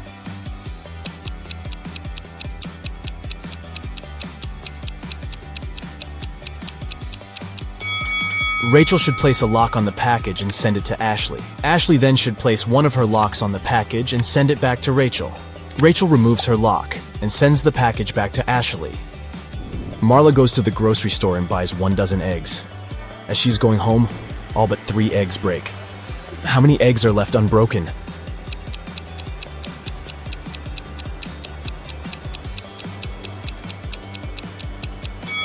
The answer is hidden in the question. She has 3 eggs left. Edward and Stan are best friends. Edward lives with his wife, Leah, and Stan lives alone. Can you spot Stan's house?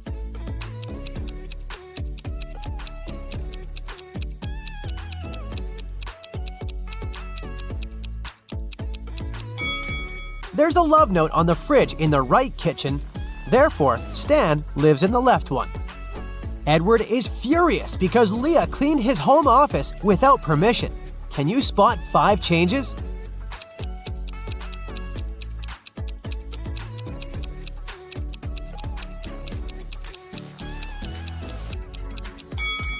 Here they are. A lot of neighbors gather for Edward's garage sale. One of them is a robot.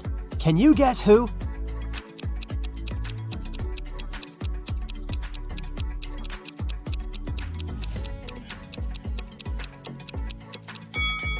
This gentleman. Stan is visiting a food court and finds two similar bakeries. Can you spot 5 differences between them?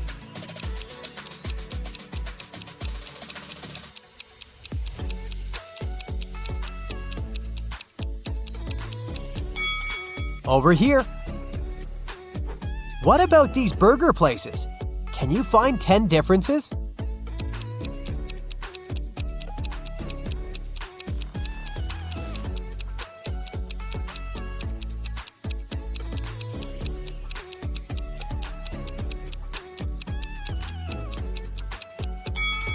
Here they are. Can you spot a mistake in this menu?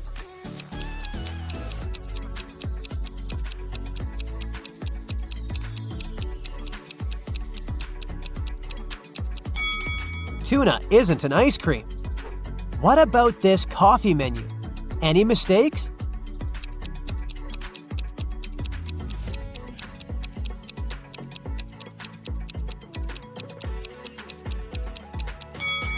Free toppings have a price. Stan works in an agency that holds super secret investigations. They're looking for people with superpowers all over the planet. One day, an anonymous user broke into their corporate system where all the data was stored. Stan finds 3 suspects who are capable of such crimes and interrogates them. He asks only one question. What did you manage to find out when you stole the data? Billy says, I haven't done this kind of crime for 15 years. I don't want to go back to prison. Anna says, I was going to steal your data, but I changed my mind. You didn't have any valuable information. Nobody will believe in superheroes. And Liam replies, Bruh, if I committed such a crime, I would have covered all traces. Who's lying?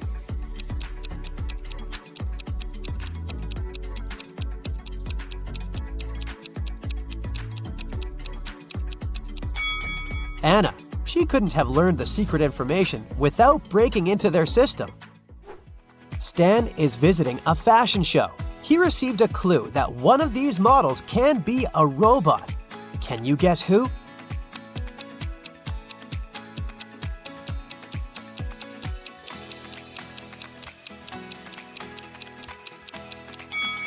The second lady. She has a USB outlet on her neck. The robot model, Nina, is very famous, and nobody knows that she's not human. Stan invites her to his office. Nina confesses, I arrived from another planet to study human behavior. Unfortunately, someone recorded their secret interrogation and posted it online. Only 4 people were in the office at that moment. Stan questions them. Ryan, the cleaner, says, I was vacuuming the 5th floor and couldn't hear anything. Mia, the manager, says, I'm a huge fan of Nina, even though she's not a human. I would never set her up like that. And the guard, Billy, says, I didn't hear your conversation. I was watching a football match in my headphones. Who's lying?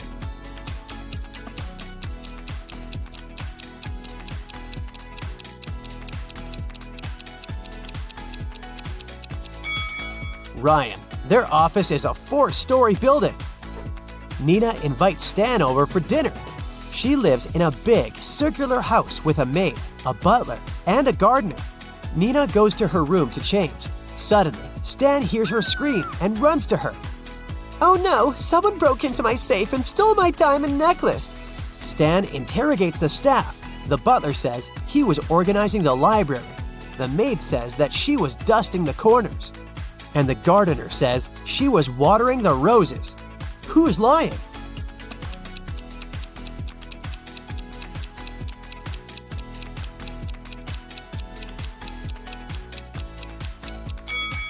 The maid.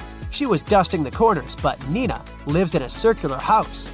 So there are no corners. Stan invites Nina to a fancy restaurant to refute rumors that she's a robot.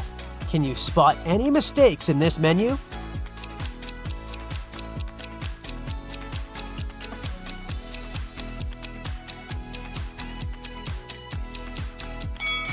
They confused pomegranate with meat. Stan leaves the table to wash his hands and returns in 2 minutes. Can you spot 5 changes?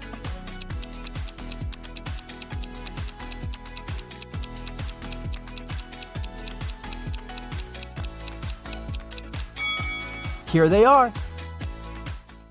Nina slips and falls on the floor. Now she needs to replace a broken fragment in her body as soon as possible. Stan takes her to a secret lab. They need to enter a 3-digit code to open the door. He starts looking for clues and notices some tips written on the wall. But the last digit is erased.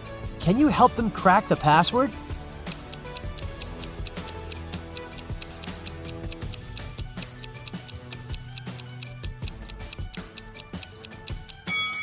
The digits indicate the points of intersections of the lines, so the last digit is 4. They open the door and enter a spacious hallway. A note on the wall says, "Lab is behind the purple door." Can you help the guys find the purple door?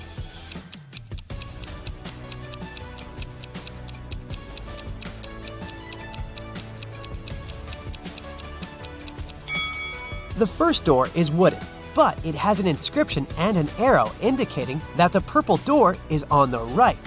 The second door is painted blue and red, so it doesn't fit. Let's take a closer look at the third door. There's purple color under the layer of yellow paint, so the guys choose this door. Nina throws a party at her house and invites Stan. He receives an anonymous message. There's a werewolf among the guests. Can you find this person?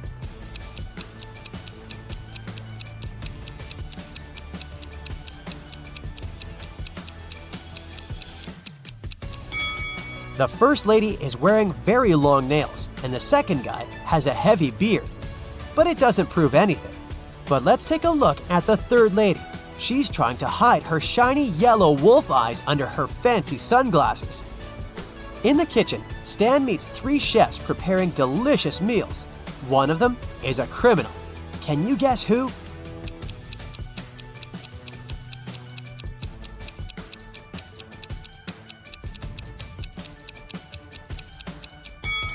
The third lady. She's adding glass fragments to the food. Stan calls the police and they arrest the third chef. She confesses that one of the guests, John, bribed her.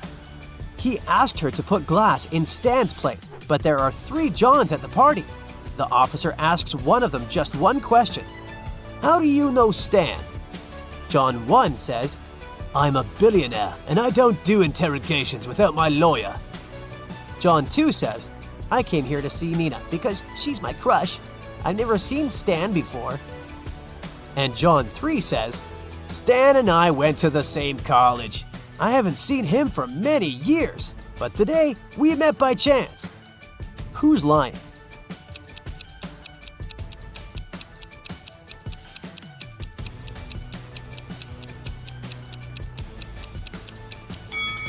John 1. He's wearing a fake Gucci sweater. It's unlikely that he's a billionaire. The next day, Stan wakes up in a dusty basement. A creepy voice says that Stan can pass through one of these 3 doors. Behind the first door, there's a tank with crocodiles. Jungles full of wild animals are hiding behind the second door, and there's a giant blue whale behind the third door. It can easily swallow an adult human. Which door is more or less safe?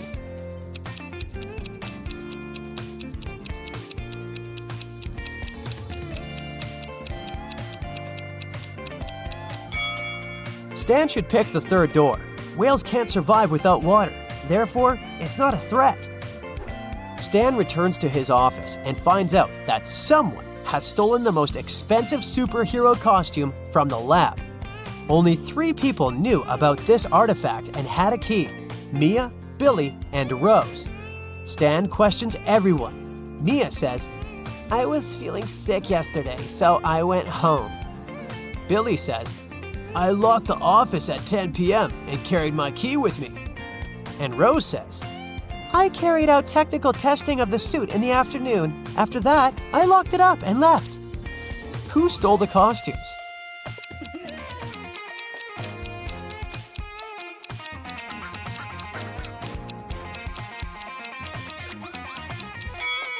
Mia. She's wearing a superhero costume under her clothes. Stan offers Mia a deal. If I write your exact weight on a piece of paper, you'll give the costume back. Mia agrees and gives Stan a piece of paper and a pen. In a minute, she returns the costume. How did Stan do it?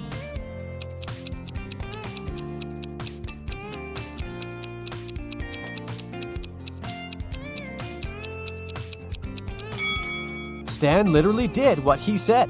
He wrote the phrase, "your exact weight," on the paper. Stan needs to find new investors for his agency. That's why he's meeting 3 people, and each offers Stan a deal. Mallory says, I used to have unique superpowers when I was little, but I didn't develop them. Now I'm old and rich, and I want to invest in your lab to help people like me. Cherry says, my parents left me billions of dollars. I want to invest in progressive projects.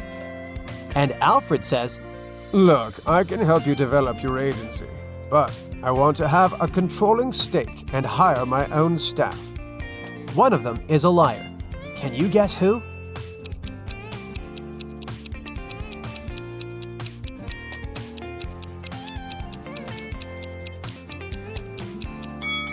Take a closer look at Mallory's hand. She's a robot. Therefore, her story is a lie, because robots don't age. Erica wants to find her true love, so she's visiting a speed dating event. She talks to 3 strangers. Each guy tells her some brief facts about himself. Victor says, I'm an architect. I've recently built the largest skyscraper in this city, and now I want to settle down and find a beautiful wife. Jason says, I run my own bakery chain. I've never had any serious relationships because I was too busy with my work. And Edgar says, I recently got fired, but it's okay because my parents are billionaires. I'd like to find a soulmate to travel the world. Who should Erica choose?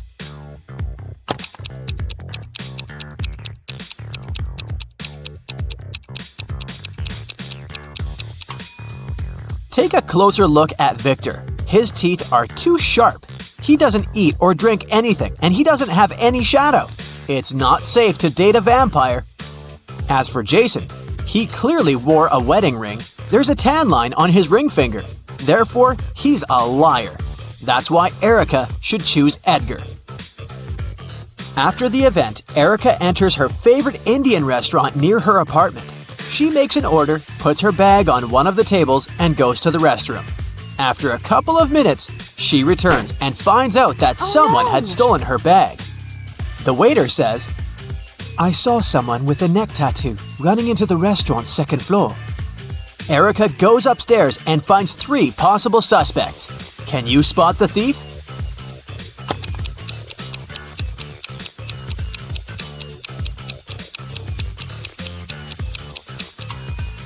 This lady is the only one who has a big enough paper bag to hide Erica's bag, and there's also a wig inside her bag. The next day, Edgar calls Erica and invites her on a date.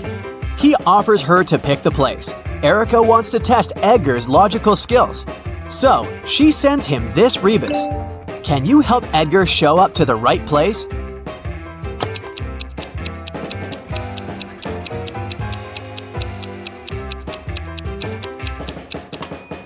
This rebus means Central Square. Finally, Edgar and Erica meet at the Central Square. They spot that one of the people in the crowd is a time traveler. Can you guess who?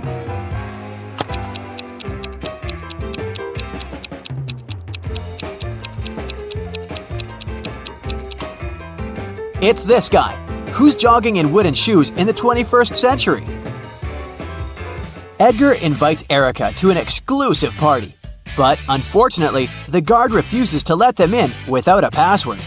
Edgar says, "Oh, come on, give us a hint." The guard says, "Okay, what time of the day reads the same backward and forward?" Can you help the guys crack the code?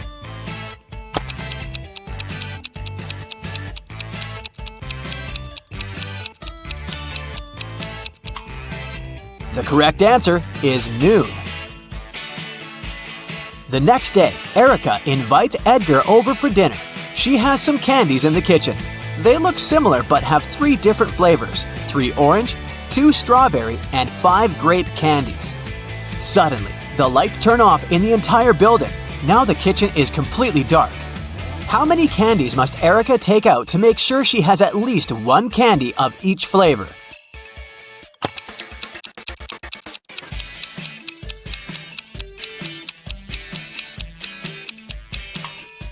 To figure out the minimal number of candies, subtract 1 from the smallest number, and then add all the larger numbers to it, and you'll get 9.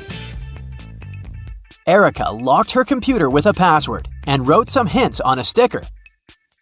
Edgar wants to see her shopping list to pick the perfect gift for Valentine's Day. So, in Erica's absence, he tries to log in. Let's take a look at the hints. Can you help him crack this code?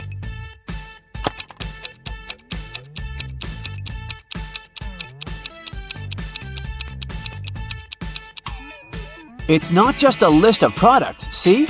The correct password is pilot. Today is Edgar and Erica's wedding day. Man, they move fast. In the morning, the bride is getting ready. First of all, she goes to the shower for 20 minutes. When she returns to her room, she finds out that someone had stained her wedding dress. Only the bridesmaids had access to this dress. So, Erica questions them. Lily says, "In the last 20 minutes, I was chatting with your mom in the living room. She can confirm my words." Rosie says, "I'm not proud of it, but I was in the kitchen secretly eating some snacks prepared for the wedding dinner." And Daisy says, "I've been dealing with a flower shop. They delivered the wrong flowers." Can you guess who stained the dress?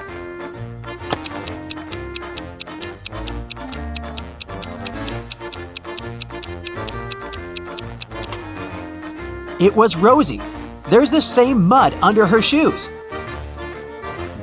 It's time to start the ceremony, but Edgar is missing. His mad ex-girlfriend Zoe is a witch. She sneaked into the wedding, caught Edgar, and cloned him.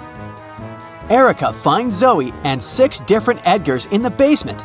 Zoe says, "I wanted to make some copies of Edgar to keep him with me.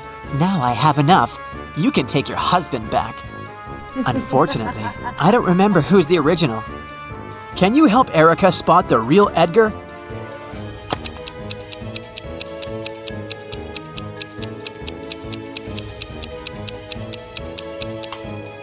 The third one.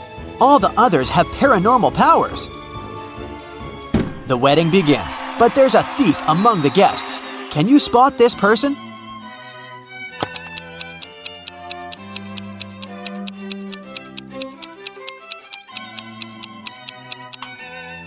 It's this innocent-looking lady with 2 purses. Edgar and Erica are going to India for their honeymoon. Can you see what's wrong with their plane?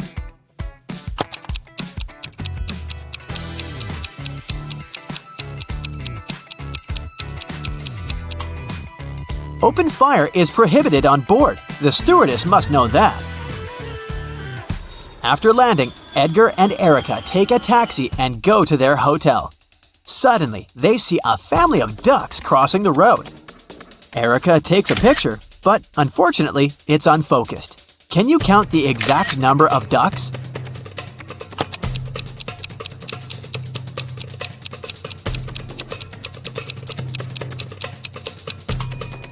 Let's take a look at one duck at a time. We can see 2 beaks, so there's another duck behind the first one. And here we have 2 little ducks near the bigger one. And this duck is single. So far, the overall sum is 6. This guy is not a duck, it's a goose. But there's 1 more duck hiding behind him, and 3 more over here. So the overall number is 10. Erica and Edgar arrive at their hotel. 4 employees greet them in the lobby, but one of them is an imposter. Can you guess who?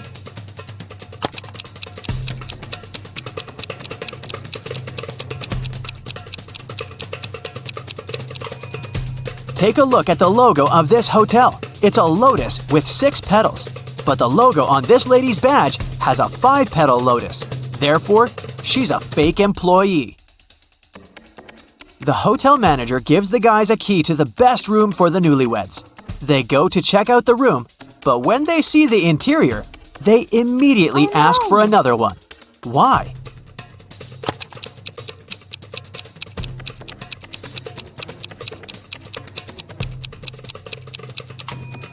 There's a transparent lizard crawling along the curtains. This potted flower has teeth, and someone is clearly peeping at them through the eyes of this portrait on the wall.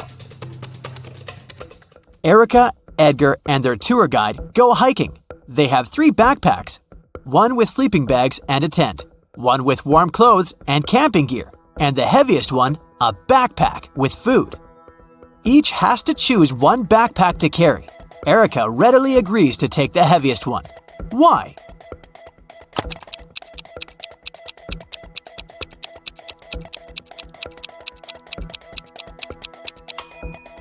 It'll be getting lighter and lighter after each camp. On the way, the guys decide to go explore the local caves. They walk inside and suddenly a landslide blocks the way back. There are 4 tunnels ahead, each with a sign telling you which dangers lurk inside. There's a family of evil wizards living in the first tunnel. They curse every human who dares to come in. The second tunnel is filled with venomous spiders. The third one is swarmed by bats. And the fourth tunnel is on fire. Which one do you choose to stay safe?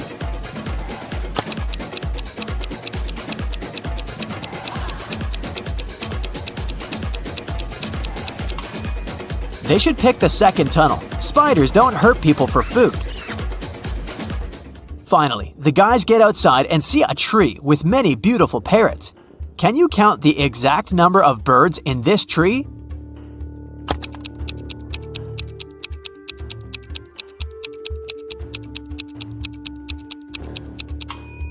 The task was to count the number of all birds, so there are 10 birds in this tree, including 6 parrots. In the evening, Erica and Edgar are walking in the city. They see a local parade, but there's a thief among the performers. Can you see him too?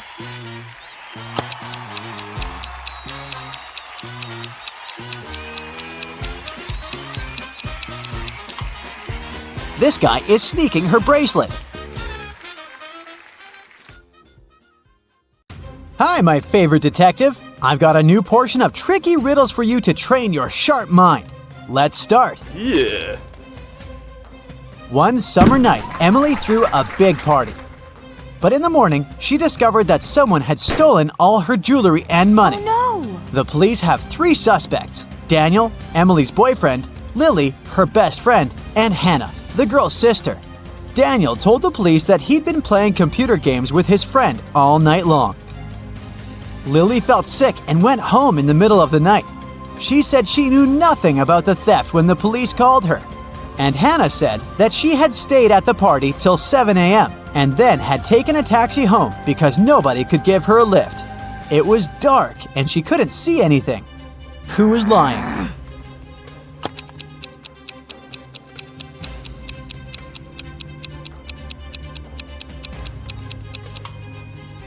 Hannah. At 7 a.m. in the summer, it's already light outside. One day, a famous soccer coach went missing right from the changing rooms. The police had 3 suspects, and all of them were from his team. Brandon said that after the training, he'd stayed on the pitch to practice a bit more. He hadn't been to the changing room yet. Andrew swore that after the training, he had gone outside to meet with his girlfriend. And James said, "When I was leaving the changing room, the coach was still there." Who's behind the disappearance of the coach?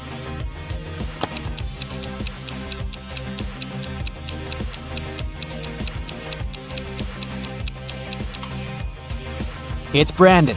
He said he hadn't been to the changing room yet. But look, he's wearing not his uniform, but his street clothes. Once, a mad professor kidnapped Zoe and held her in his house.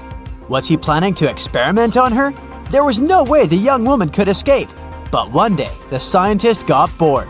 You'll have to make breakfast for me tomorrow. If I like it, I'll let you go. If not, no one will hear about you again. In the morning, Zoe went to the kitchen and started cooking. But when she turned away from the stove, the scientist threw a whole box of salt into the pot. However, when Zoe served him breakfast, He realized he had to set the girl free. Can you figure out what Zoe cooked?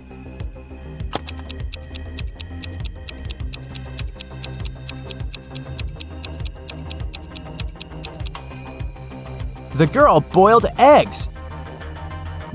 A man on a motorbike crashed into the window of Mr. Ruby's store, grabbed several expensive watches, and drove away.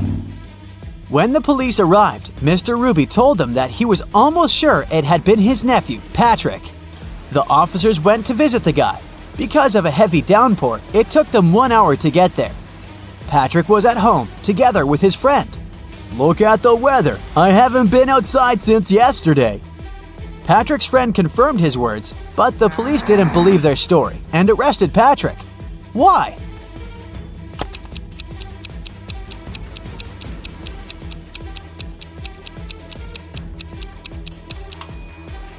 The guy's helmet is hanging on his motorbike.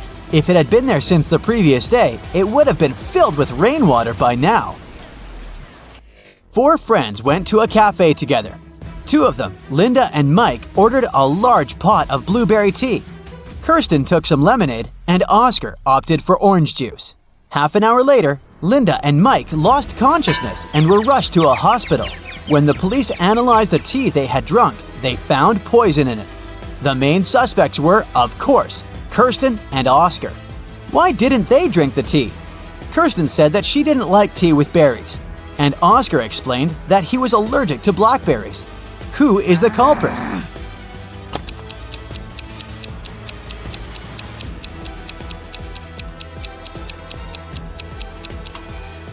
It's Oscar. He said he was allergic to blackberries, but the tea his friends drank was with blueberries. David worked at a construction site. Once, someone attacked him, and the unconscious man was taken to a hospital. Police officers who arrived to investigate the case had 3 suspects who also worked at the construction site: Alex, Ryan, and John. Alex said, "I was putting all tiles on the roof when the accident happened." Ryan confessed that he'd been sleeping under the tree, and John claimed that he'd been laying bricks at that time. Can you figure out who's lying?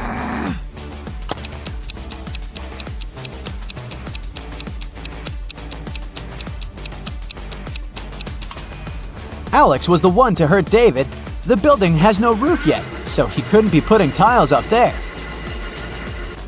You've bought a cute little rabbit at a pet store. The animal can breed every 2 months, and every time it will deliver 5 babies. How many rabbits will you have in a year?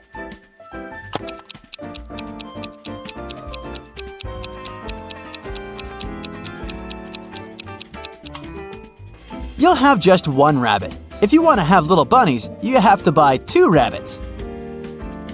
Look at these people attentively. Who is a mer person? Pay attention to every little detail.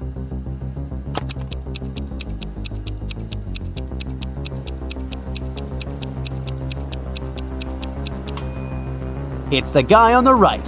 Look, his hands are webbed. Allison won the main prize of $1 million on a game show. But when the shooting was over, it turned out that the host of the show had disappeared, together with the prize. The police managed to log into the computer in his office. They saw that the host had sent this message to his girlfriend. It looked like the host had told his girlfriend where he was going. The police went to the airport, but which flight was the host going to catch? Can you figure it out?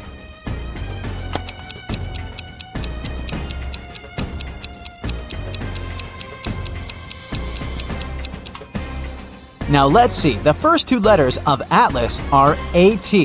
If we take 3 letters from the word land, it'll leave us with LAN. And the 2 first letters of tattoo are TA. Together, these letters make up the word Atlanta. Hurry to the gate, officers! Jack got lost in the woods.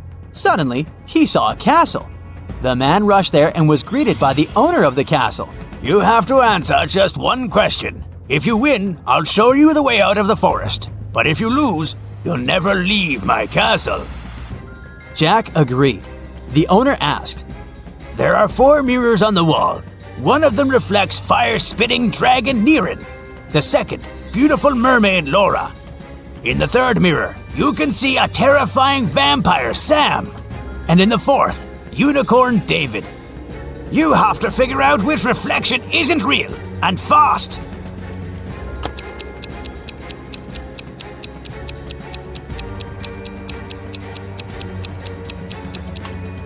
The reflection of Vampire Sam isn't real. Vampires can't be reflected in mirrors. A businessman arrived at his office after a long trip and discovered that some important documents had disappeared from his desk.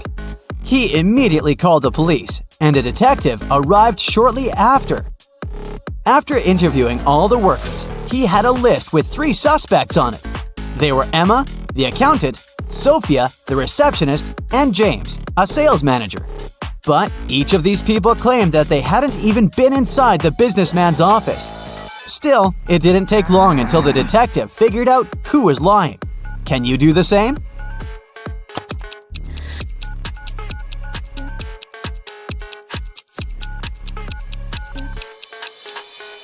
The thief is James. Both women wear high heels in the office, but the footprints on the floor are obviously left by sneakers. You throw me when you need me and pick me up when you don't need me. Can you figure out what I am?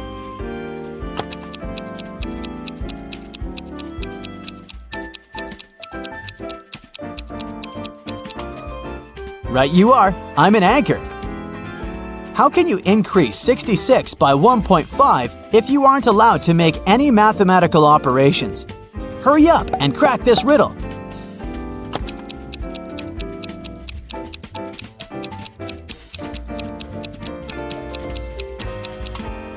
Just turn 66 upside down. It was Mr. and Mrs. Smith's wedding anniversary, and Mrs. Smith was going to put on diamond earrings her husband had presented her for their wedding. But when she opened her jewelry box, she saw that the earrings weren't there. She called her daughters, Dora and Laura. "I've told you so many times not to touch my things. Who took my jewelry this time?" Dora exclaimed, "I haven't touched your jewelry box." Laura also denied taking her mom's stuff.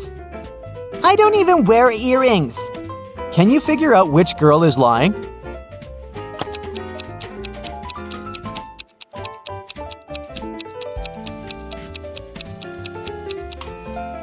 It was Laura who stole the earrings. Her mom didn't specify which piece of jewelry was missing. Samantha is a hairdresser who will choose to give a haircut to 2 brunettes rather than to 1 redhead. Why?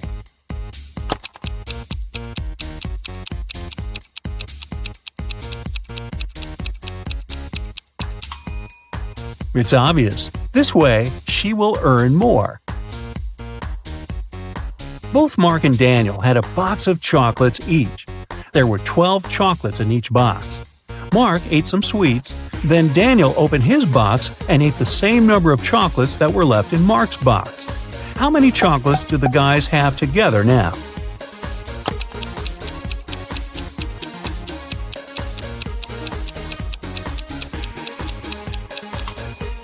Together, they have 12 chocolates. You're trapped in a secret laboratory by a mad professor. You find a corridor ending with 3 doors. Behind the first door, there's a giant shark. Behind the second one, there's a deep hole with sharp metal spikes at the bottom. And the third door hides live electrical wires. Before you have time to pick one exit, the corridor starts to fill with water. Choose fast which door can save your life.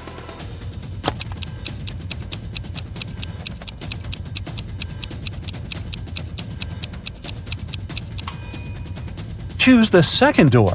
As soon as the corridor fills with water, you'll be able to swim over the spikes. Can you find 3 differences between these 2 pictures?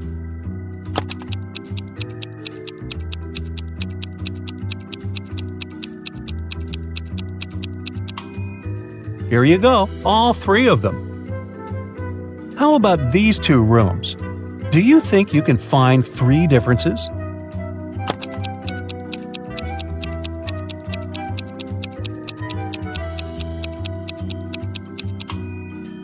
If you've spotted them all, congratulations! Now look at these students and tell me who is cheating.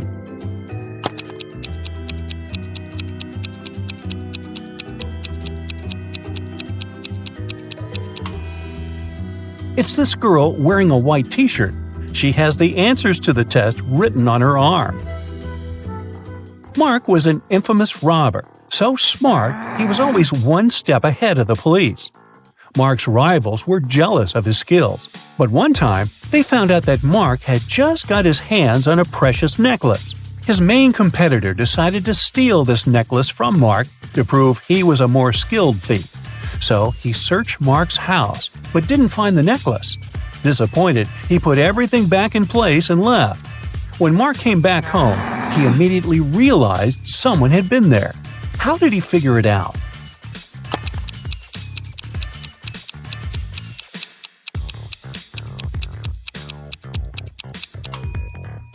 The bed is the clue. It looks different than before the rivals' visit. Look at these people attentively. All of them are teachers, but one teacher is fake. Can you figure out which one?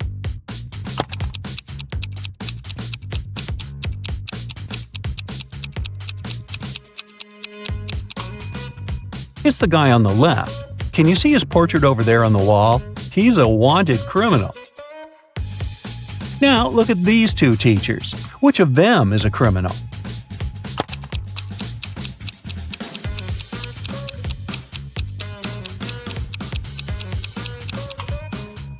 It's most probably the lady on the left. Look, there's something red on her sleeve.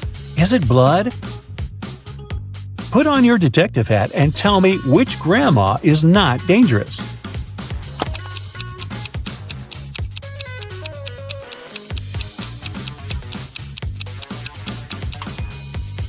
Look at the reflection of the granny on the right.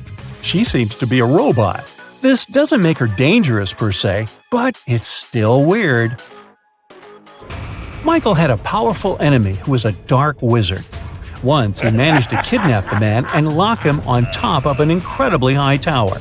In Michael's room, there was just one small window and no doors at all. But the wizard thought it wasn't enough. He set the tower on magic fire and apparated away. Michael knew he didn't have much time left. He looked around the room and saw 3 magic potions. The first one could make him inhumanly strong. The second would turn him into a vampire. And with the help of the third potion, he could summon any animal he wanted. Which potion should he drink?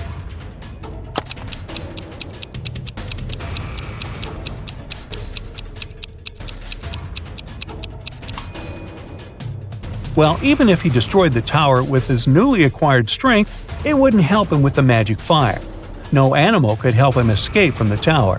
But if he chose to become a vampire, he would be able to turn into a bat and simply fly away. Damien left a $100 bill lying on his desk and left for work. When he came back, the money wasn't there. No surprise. The cook explained that she had put the bill under the book lying on the table. But when Damien checked, there was nothing there. Then the housekeeper said that she had moved the money inside the book between pages 10 and 11 to keep it safe. But again, there was nothing inside the book.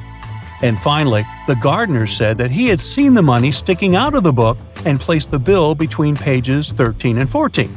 Who took the money?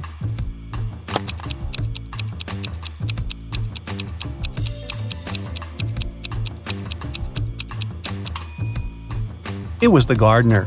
Pages 13 and 14 are 2 sides of the same page.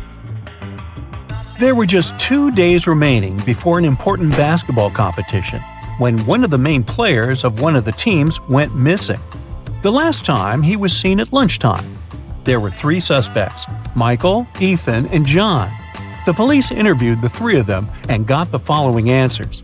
When the player disappeared, Michael was giving autographs to some pretty girls. Ethan had sprained his ankle and was getting a massage. And John was taking a shower before the training. Who is a liar?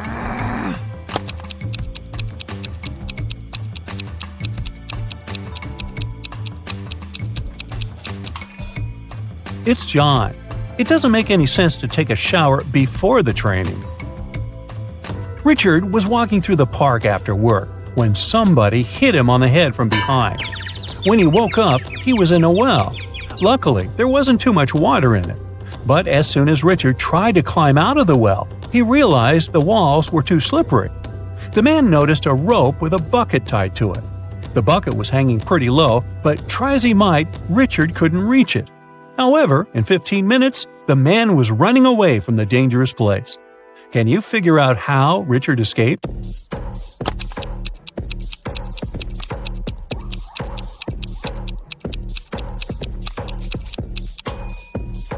The man took his shoes off and threw them into the bucket.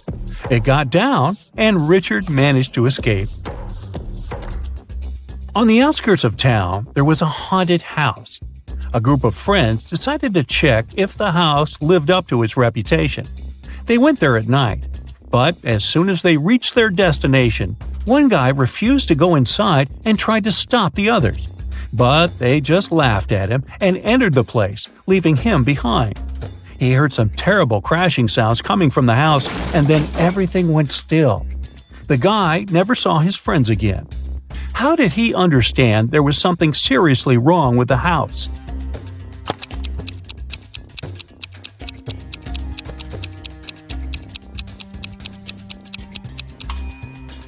The guy who stayed behind was very attentive.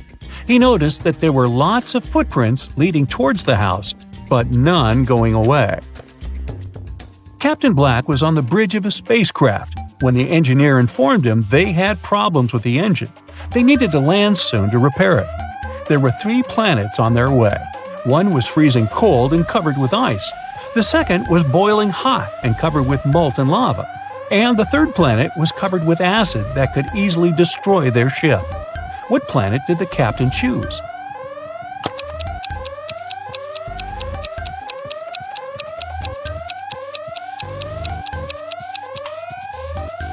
Black chose the cold planet, since very low temperatures aren't a problem for a spaceship. 4 boys are lined up on several steps, all of them facing in the same direction. A brick wall separates the 4th boy from the rest. Boy number 1 can see boys number 2 and number 3. Boy number 2 can see boy number 3. All boy number 3 sees is the wall. And boy number 4 doesn't see the others. The boys are wearing hats, and they know that 2 of the hats are white and 2 are black. Which boy will be the first to figure out and shout out the color of the hat he's wearing if the boys aren't allowed to turn, talk to each other, or take their hats off?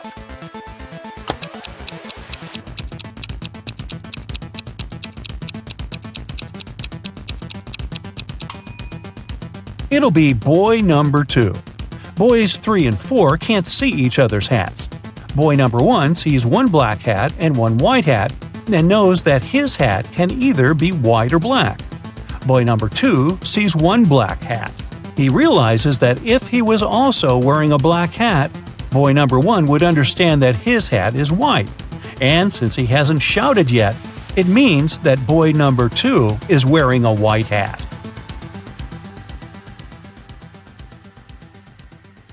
Several birds landed on trees, 1 bird for 1 tree. But in this case, one of them didn't have a tree of its own. Then they regrouped, with 2 birds sitting on 1 tree. After this, 1 tree was left. How many birds and trees are there?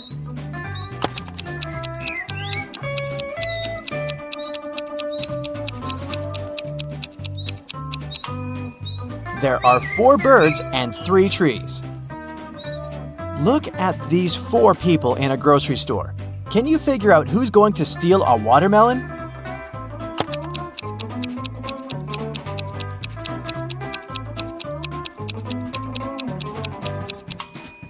It's the man with a soccer ball. It seems as if he's holding something heavy. It must be the watermelon disguised as a soccer ball. You wake up and find yourself in a locked room without windows and only 1 door. You look around and notice a table. There's a piece of paper, a knife, and several inflated balloons lying on it. You pick up the note. It reads, "To get out of here, you must puncture a balloon with a knife. But if the balloon bursts, you'll stay here forever." What should you do to make a hidden door open in one of the walls?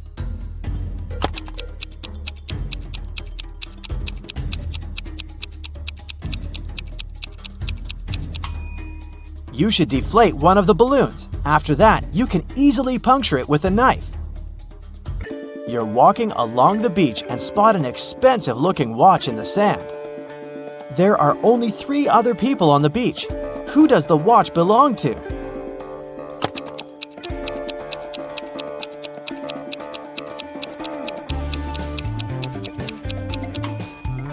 This guy's watch is in his pocket. The tan line on this girl's wrist doesn't match the shape of the watch. The watch must belong to this elderly lady. You've got a sack filled with coffee beans. You need to use this coffee to completely fill 2 other sacks of the same size. How do you do it?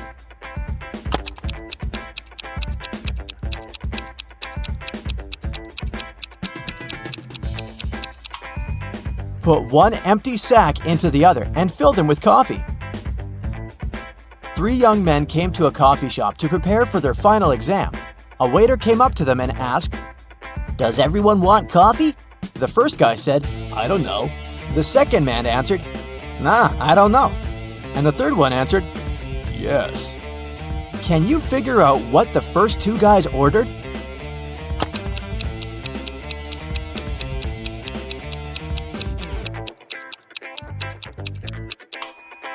All young men ordered coffee. Each of them wanted to have this drink, but the first 2 couldn't know if it would be everyone's choice. If the first 2 guys hadn't wanted coffee, they'd have simply said no. So when the third guy heard his friend's replies, he figured out that both of them wanted coffee. And since he was going to get a cup, he said yes. You have to think outside the box to crack this one. 1 is to 3 as 3 is to 5, and 5 is to 4. And 4 is the magic number. Can you figure out the pattern?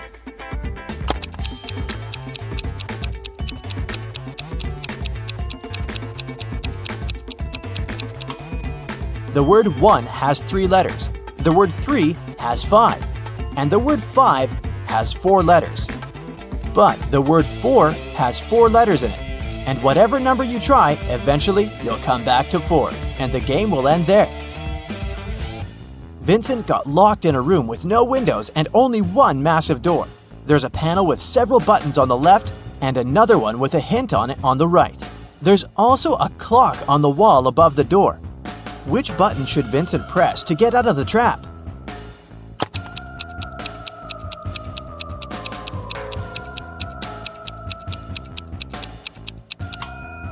The green triangle. The numbers on the panel represent hours. If you connect them on the clock face, you'll get a triangle. Add this number to the same one and multiply the result by 4. Then divide it by 8 and you'll have the very first number again. What number is it?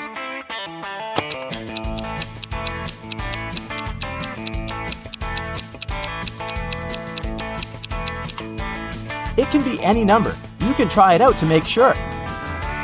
Look at these women attentively. Which one seems to be suspicious?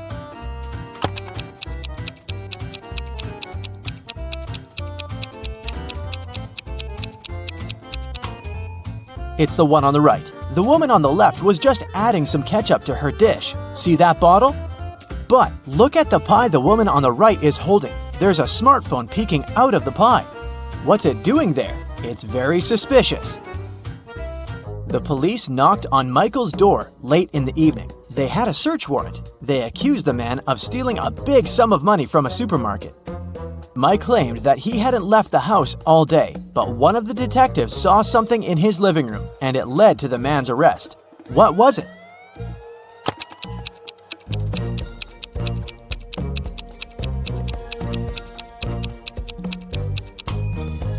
Look at the date on the receipt lying on the table. It's the same as the date on the calendar, which means Michael lied about not leaving his house that day. Look at these guys attentively. Can you tell which one has drawn the graffiti?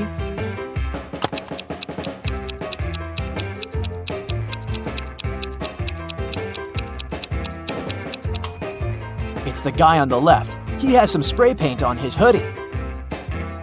An ant is 2 inches away from its home. With every next step, it covers half the distance to the entrance. How many steps will the insect have to take to reach its destination?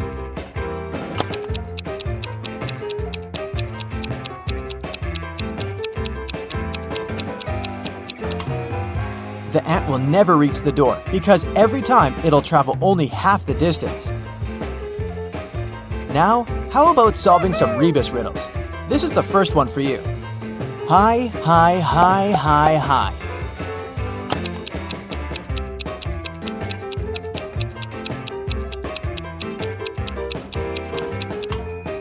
That's high five. The next one, noon good. What's this?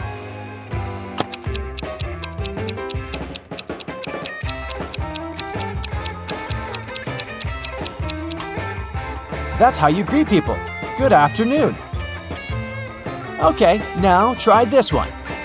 Way, progress.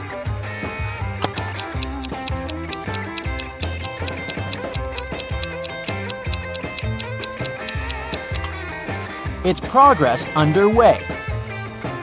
Now let's check how attentive you are. Try to figure out what's wrong in the following images.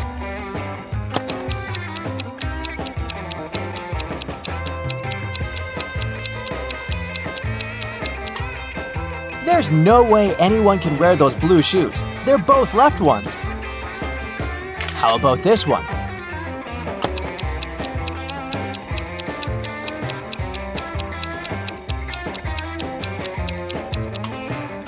This horse looks rather natural among kangaroos, but it doesn't belong there. What's wrong in this picture?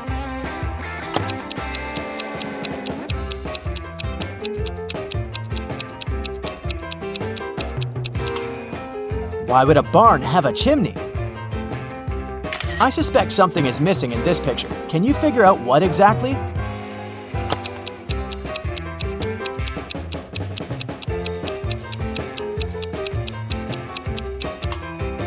The bus doesn't have side mirrors and windshield wipers. Detective Lucas was called to investigate an accident. A car crashed into a store window and smashed the glass. There are two suspects. Both of them deny their involvement. Detective Lucas doesn't need much time to figure out who the culprit is. Do you know the answer too?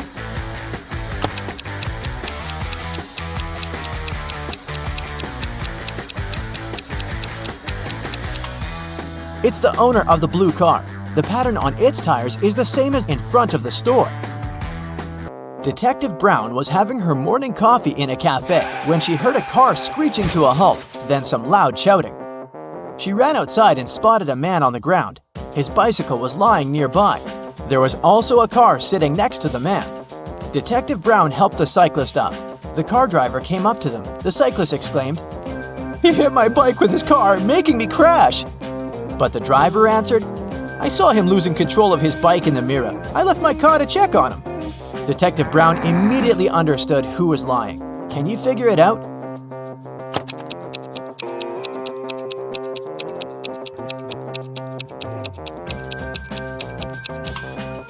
Strangely, the car doesn't have side mirrors, and all that stuff in the back seat blocks the view of the road, so the driver couldn't have seen anything in his rearview mirror either. He's lying. A man wearing a hat, a bandana covering his face, and dark sunglasses robbed a bank. The police have 3 suspects. Look at them and try to figure out which one is the criminal.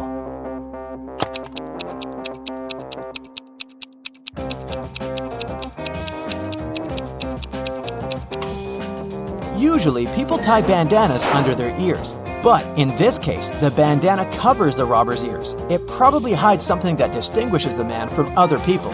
The criminal must be that man with only one ear. When Louisa entered the office, she noticed that her colleague Anna was very upset. It was the beginning of the working day, but someone had already stolen her purse. Only those who worked in the company could get into the office. Louisa questioned her colleagues. Maria, who worked in IT, said she'd been fixing somebody's computer. Jane, the secretary, answered she'd been on the phone with some clients. Andrew, a sales manager, said, I've just returned from a 3-hour-long meeting. I'm exhausted. "Can you figure out who took the purse?"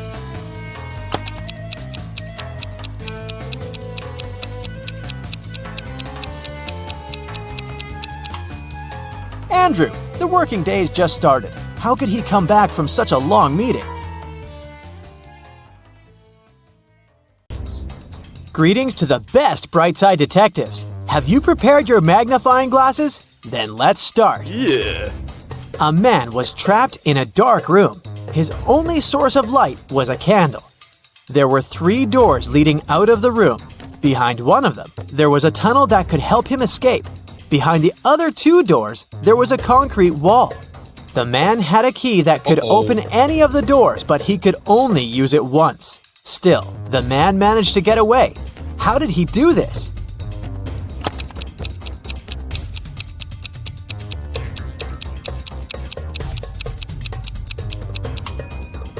He brought the candle to each of the keyholes in turn. Near the door with the tunnel, the flame started to flicker. Imagine that you're stuck on the top floor of a 30-story building and there are no stairs you could take. Your only option is to use an elevator. There are 4 elevators in front of you, but the first one is swarming with extremely venomous spiders. In the second elevator, look! There's no elevator. You can only see an empty shaft. The third elevator is filled with toxic liquid.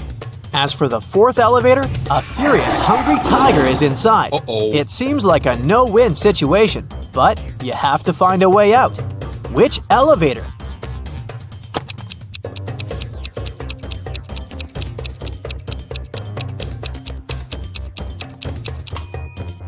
You should choose elevator number 3. As soon as the doors of this elevator open, all the liquid will pour out. And the only thing you'll need to do is to step far away enough not to have your shoes soaked. Now let's check how attentive you are. Yeah. Try to figure out which rabbit doesn't have a twin. A small hint. Pay attention to the matching patterns on their ears, bellies, and cute little faces.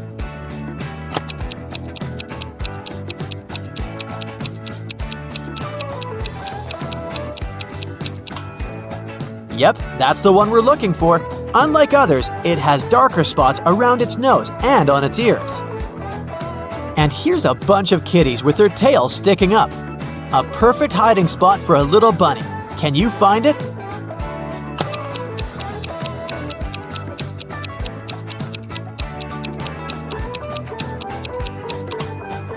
This white rabbit is hiding literally in plain sight.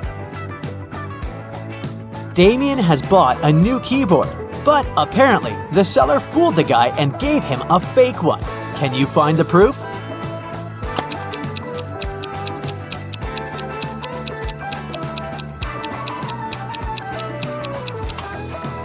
The keyboard has no 5s, but there are 2 4s.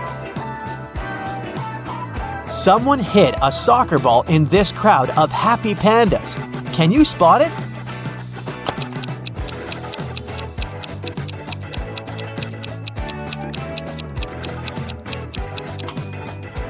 Right, here it is. So easy to miss. A dog has run away from its master. It's now hiding somewhere among all these bulls. Can you help the worried owner find his pooch?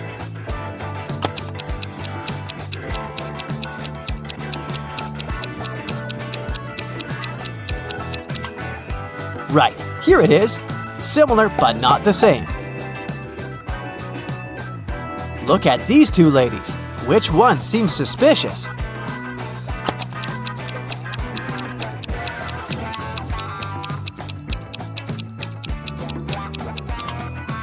It's the woman on the right. Her reflection is all wrong. She's probably not human. All these people seem to be taking a shower, but which one is doing something wrong?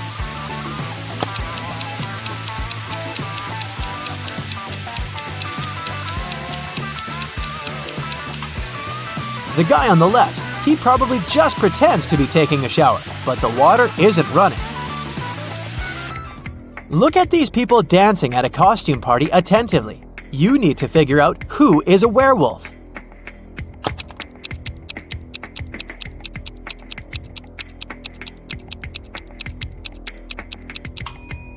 It's that guy in the corner. He's wearing a human mask, but his thick hair is peeking from underneath the mask. All of these people look well off, wearing some jewelry and nice outfits, but only one of them is indeed rich.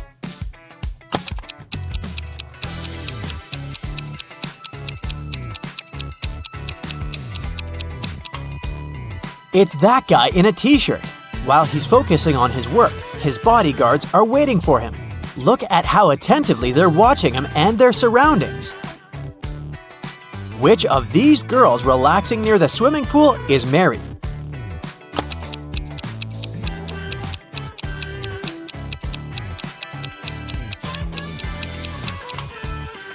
This girl doesn't have a ring, but she's wearing it on another finger. The second girl doesn't have a ring whatsoever.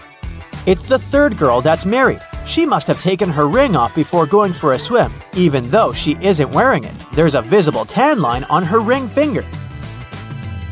In one magic country, all animals are intelligent and rational. In one clearing, there are 10 lions and a sheep. Your task is to watch them and make sure the lions don't harm the sheep. If you get distracted, a lion can eat a sheep. But what the lions don't know is that if one of them does this, it will turn into a sheep too. In this case, the rest of the lions will probably eat it as well. If you leave this lovely company alone for some time, how many lions and sheep will you find when you come back?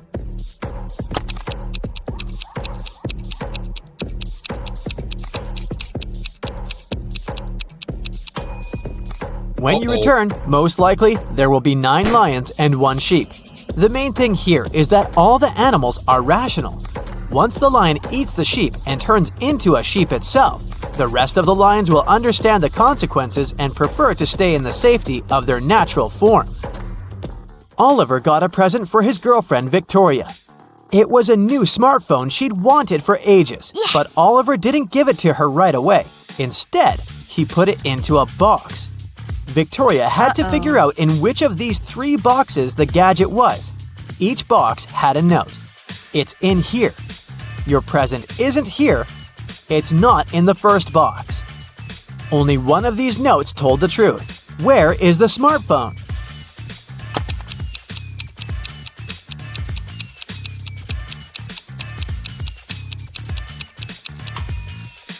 If it's in the first box, it'll mean that claims 1 and 2 are correct, which contradicts the conditions of the riddle.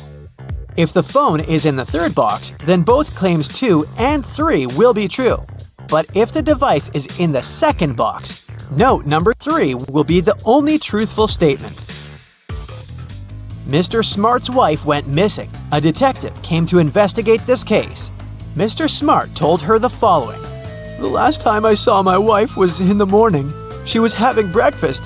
When I returned home at 6 p.m., her breakfast was still on the table, but she had disappeared. After hearing the man's story, the detective immediately arrested Mr. Smart. Why did she do so?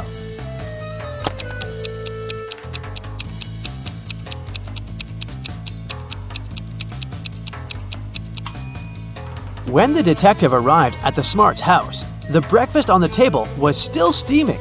This means that Mr. Smart had set up the scene right before he called the police. Once Mr. Blue, Mr. Red, and Mr. White meet for dinner. When they take off their jackets, Mr. Blue draws their attention to the fact that each of them is wearing a shirt different from their surname. The man in a white shirt looks surprised and says, "Yeah, Mr. Blue, you're right. Can you figure out which shirt each man is wearing?"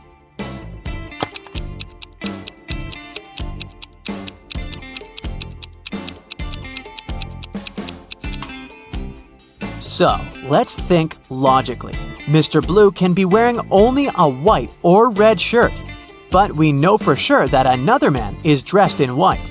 This means that Mr. Blue can only be in a red shirt. Mr. White could be dressed in a blue or red shirt, but the red one is already taken by Mr. Blue. So we can logically conclude that Mr. White is wearing blue.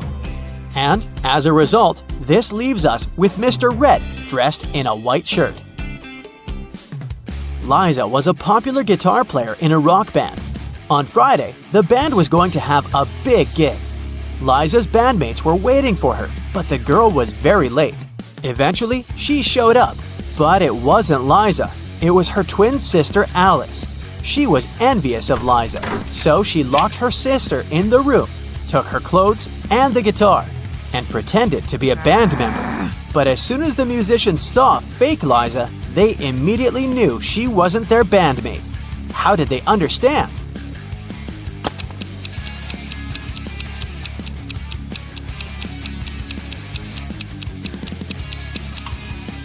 look how long the girl's nails are. You need to have short nails to play the guitar. A man came to a fruit market to sell watermelons. After he sold half of them and half of a watermelon, he saw he had one watermelon left. How many watermelons did he bring to the market?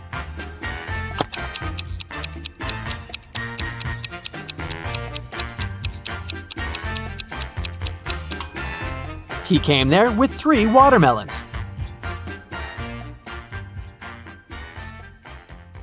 It's the finale of the Big Money Buzz Show, and Natalie is faced with a difficult task. There are 3 fish bowls, each of them containing a different amount of gold bars inside. If she manages to put her hand inside one of the bowls and take it out, she can keep the gold bar. The first bowl has scalding hot water inside of it. The second is filled with flesh-burning acid. And the last bowl has a couple of venomous scorpions walking around. Which bowl should she choose?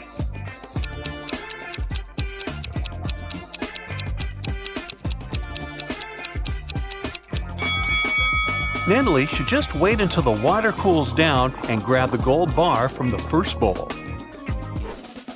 Bob was blindfolded and put into a shaky van. When he woke up, he was alone in a dark, empty room.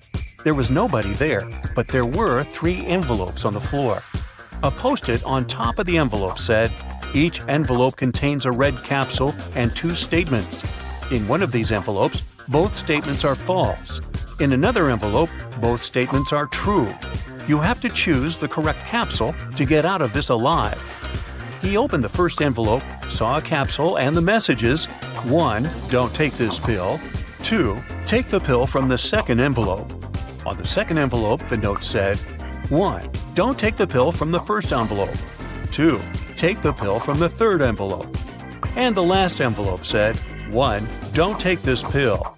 2. Take the pill from the first envelope. Well, which capsule should Bob take?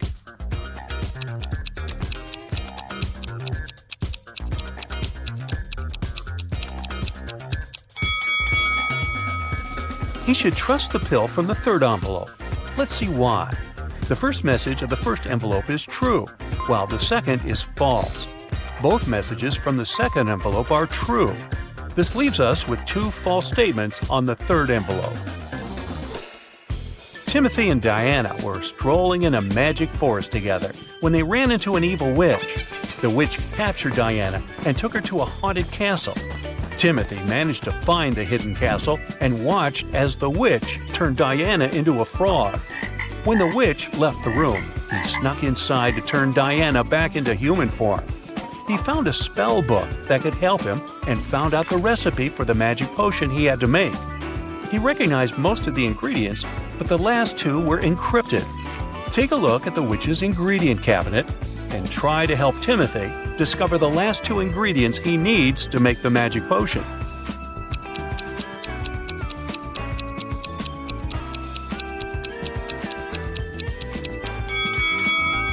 You got it! That's exactly what he needs. The day started busy in Faber Town. The police station got a call saying an undercover vampire was passing as a teacher at Middle Moon Elementary School. The officer went down there to check and found 3 possible suspects.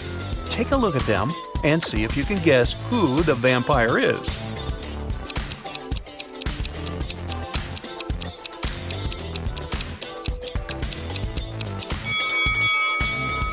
It's the one in the middle. She's wearing sunglasses inside the cafeteria and drinking a very suspicious red drink. Yikes! Eric was coming home from a night out. As he reached the gate of his apartment, he heard the sound of someone bawling. He looked around, but no one was there. That's when he noticed something that scared him, and he shouted, "Ghosts! Ghosts! Someone help me!" Look at the image. Can you identify what Eric saw that scared him so much?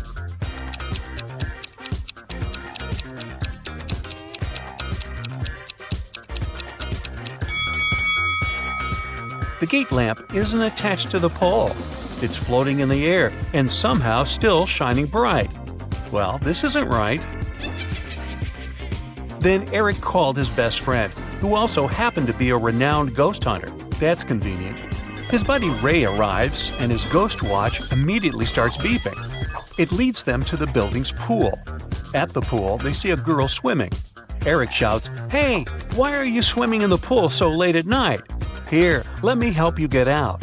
But Ray stops him, saying, "Don't do that." Why did Ray do it?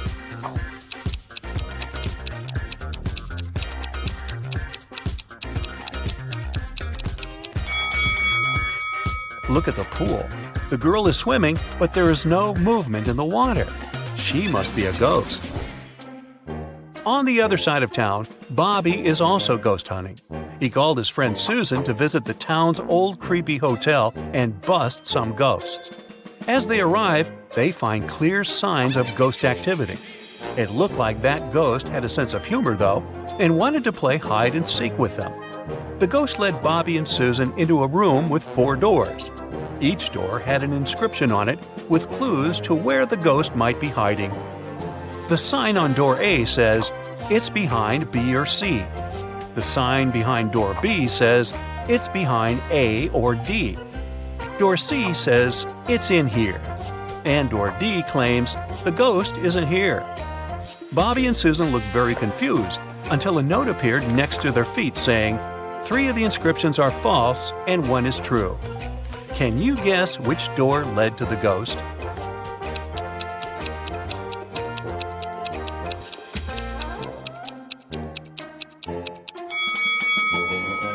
Let's see how this would work. If the ghost was behind door A, then both B and D would be true. But if it was behind door B, then both A and D would be true. If the ghost was behind door C, then A, C, and D are all true. But if the ghost was behind door D, then the statements on all the other doors were false, except for that on door B. This matched the rules, so it was behind door D. To get into the best Halloween party in town, Becky had to solve a difficult riddle. There were 2 hourglasses in front of her. One hourglass measures 7 minutes, and the other measures 4 minutes. She needed to time 9 minutes using both hourglasses. How could she do it?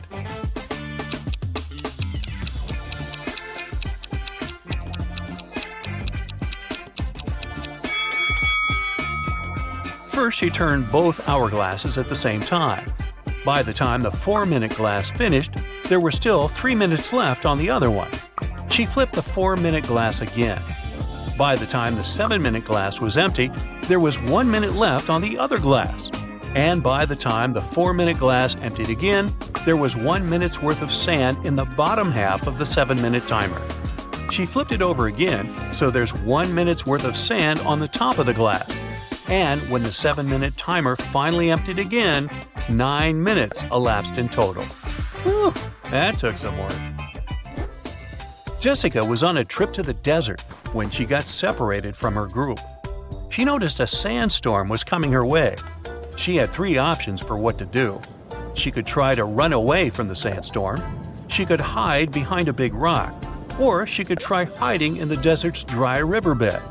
Which one is Jessica's best option?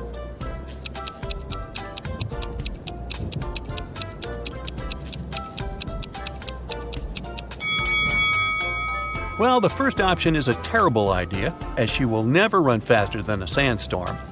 The riverbed is also not such a good idea, as it's too low, and the sand from the storm can fill the entire hole in no time. Her best option would be to hide behind a big rock. After the storm passed, Jessica used the radio to send an SOS signal to the guide. The guide told her to sit tight. A rescue team would shortly be on its way to help her. In a few hours, 3 rescue teams came to help Jessica. She got suspicious and asked all the teams who had sent them. The first team said that they had heard the news on the radio that a woman was lost in the desert and came quickly to aid her. The second team said that the hotel she was staying in called the police for help. The last team said they received a radio call saying a woman was in distress and quickly came to help. Which rescue team should she trust?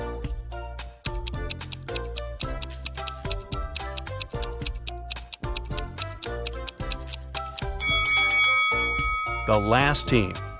Jessica sent a message to her guide as soon as the storm was over, remember? Eric was deeply in love with Carrie, and he finally decided to ask her out.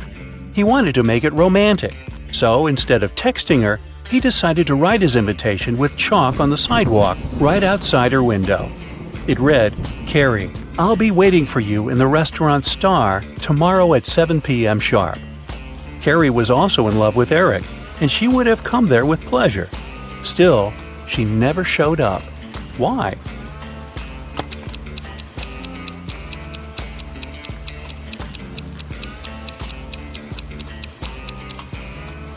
Thing is, the rain started, and the invitation was washed away. Carrie simply didn't see it. I hope they work things out. Allison got lost in a forest and stumbled upon an old house. When she entered it, she saw a witch. She wasn't evil, though, so she said she could help Allison find a way home if she cracked a riddle. The witch asked Allison, "What kind of room can you neither enter nor leave?" Allison was smart, so she gave the right answer. "Can you crack it too?"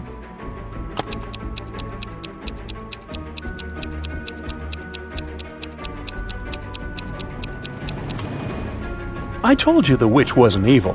She even gave a small hint. Do you see a mushroom in her hand?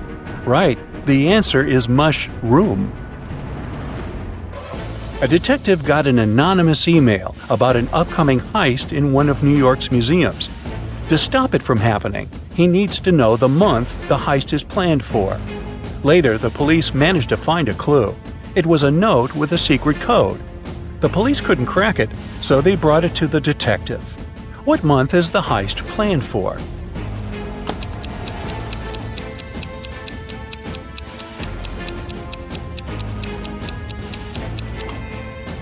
The detective cracked the code almost immediately.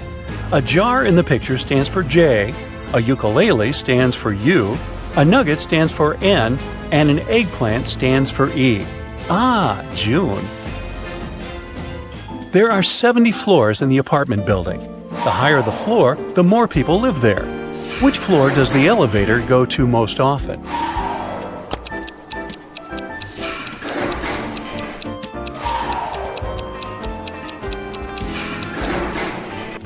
It's the first floor. The residents of all floors go down to the first floor. A luxurious spa center got an anonymous call. Someone called to report a lady that's planning to steal expensive jewelry from the spa center visitors. The staff went to look for that lady to escort her out. Can you find her?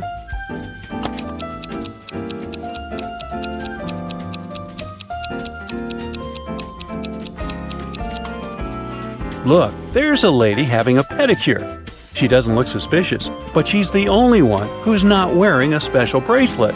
Security!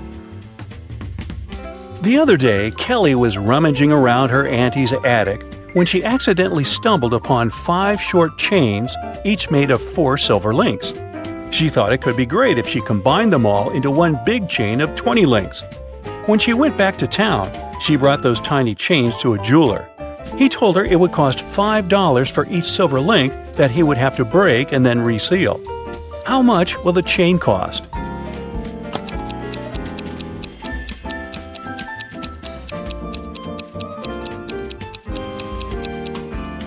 Kelly could do that for $25 if she told the jeweler to break a link in each chain.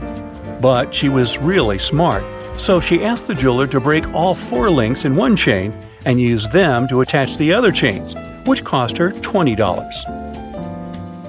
A wise king decided to find someone who could replace him. He wanted to make a challenge, and the one who nailed it would become the new king.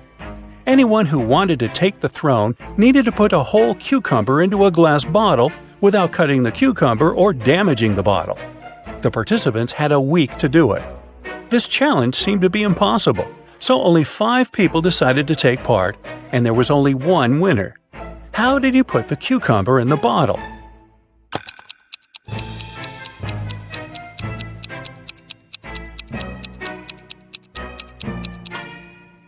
He placed a baby cucumber, still on its stem, into the bottle. Cucumbers grow rather fast, so he had enough time to win that competition.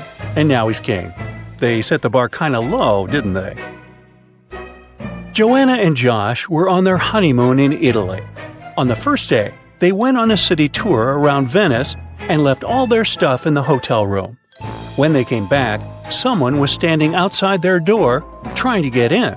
The couple called the receptionist right away, but the man claimed Joanna and Josh owed him some money for the tours they'd taken in the past 4 days. The reception knew the man was lying right away.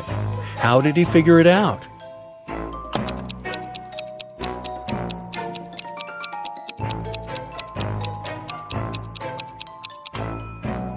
It was the couple's first day in the hotel. There's a barrel of water in the yard. You look inside and say that it's more than half full, but your friend argues that it's less than half full. How can you figure out who's right without using any measuring tools or removing water from the barrel?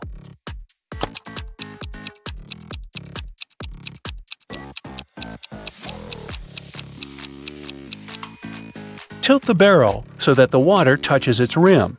If you can see the bottom, the barrel's less than half full. If the bottom is still covered with water, it's more. Two couples are about to get married. The hall is full of guests. The brides look stunning in these long white gowns, and the grooms seem to be completely happy. All of a sudden, one of the guests notices there's something wrong with one of the couples. Can you guess what?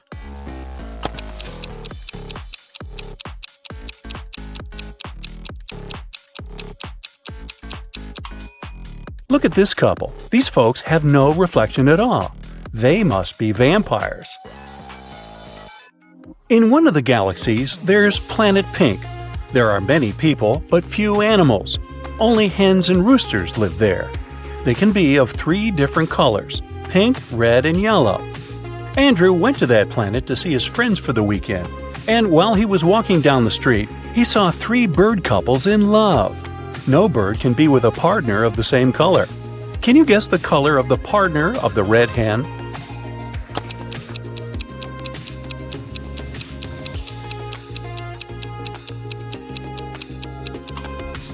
It's the yellow rooster.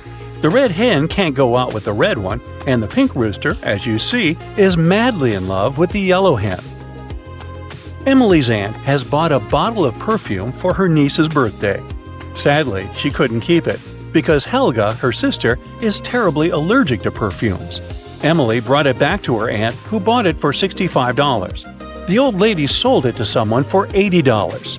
Then, she suddenly remembered she had one more niece, so she got it back for $70. Sally, the forgotten niece, turned out to be allergic too, so the auntie had to sell it again for $60. Did she make any profit?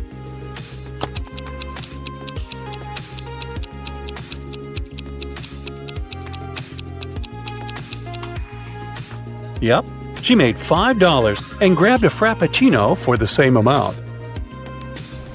You're trapped in a room that's slowly getting filled with water coming from a faucet in the wall. There are no windows in the room, and the door is sealed shut. You have a mop and a big bucket. So how are you going to get yourself out of this one?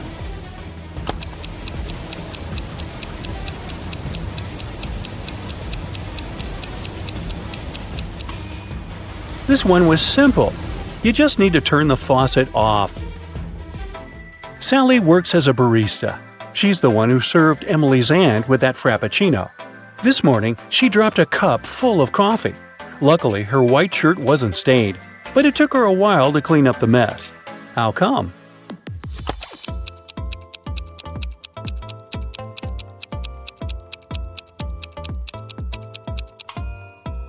There were coffee beans in the cup. They ended up right under the counter. After the bank had been robbed, the police found the money in the park among cacti. The police officers arrested all the suspects, and they almost immediately figured out who the bank robber was.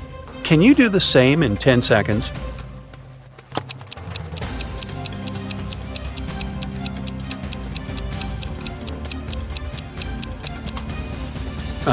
This guy on the left has scratches left by cacti all over his body.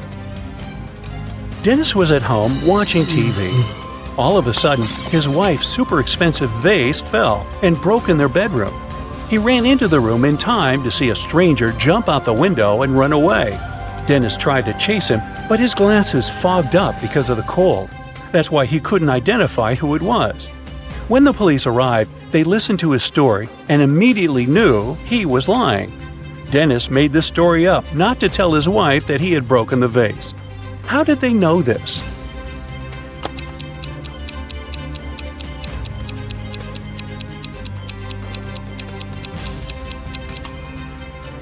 Anyone who wears glasses knows that they don't fog up when you go from a warm room to the cold outdoors. It's the other way around. Billy is a young and ambitious blogger. She's shooting a makeup tutorial for her TikTok. Can you spot anything odd here?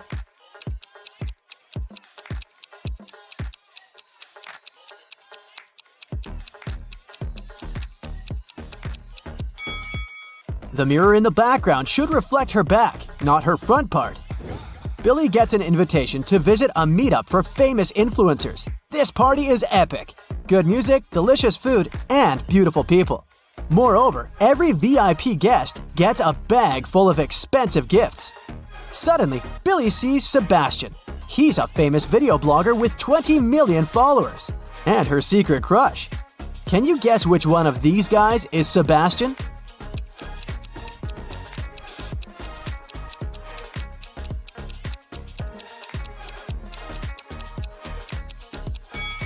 The first guy looks pretty chic, but he has a fake bag, so it's unlikely that he's an influencer. Let's take a look at the remaining two guys. Sebastian has millions of followers. Therefore, he's 100% a VIP guest. Only the third guy carries the gift bag, so he's Sebastian. Billy and Sebastian fall in love, but they want to keep it a secret. That's why they spend a romantic weekend in a forest cabin away from the paparazzi. But unfortunately, someone leaked their picture, and now all the tabloids discuss their secret date. Only 3 people knew about this trip. Billy questions them. Harry, the driver, says, "I brought you to the cabin on Saturday and picked you up on Sunday, just like you asked. I didn't tell anyone because I signed a non-disclosure agreement." Billy's assistant, Amy, says, "I booked the cabin under my own name so that no one would figure out that you're hosting celebrities." And Sebastian's sister, Bianca, says, "I didn't tell anyone about your date. I was feeling sick. I had to stay home alone because my daughters were at school." Who's lying?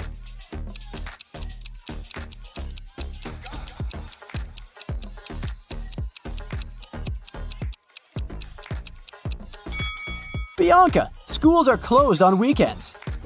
A new spa salon invites Billy over for a promotion campaign. She goes to the pedicure room and sees these 3 clients. One of them is a werewolf. Can you guess who?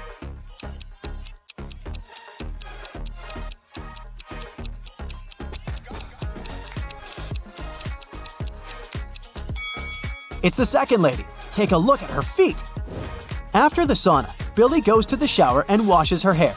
Unfortunately, someone pranked her by replacing the shampoo with paint. Can you guess who did it?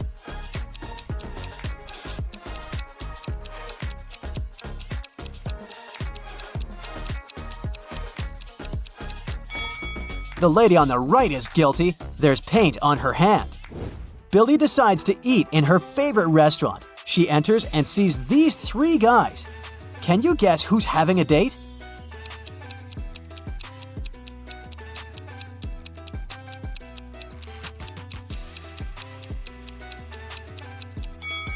It looks like the first guy is having a romantic dinner with his book.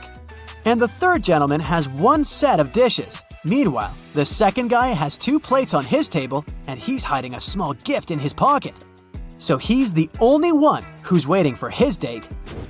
Sebastian invites Billy to a family dinner to introduce her to his mother, Prudence. They arrive and find her in the middle of a quarrel with the police. Prudence claims that her housemaid stole her antique pearl necklace, but the housemaid denies everything. Who's lying?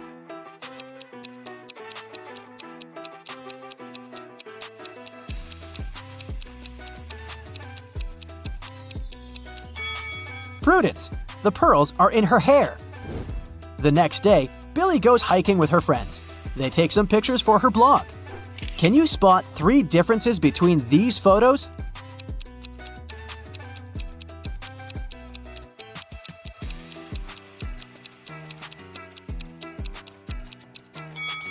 Over here. What about these 2 pictures? Can you find 5 differences?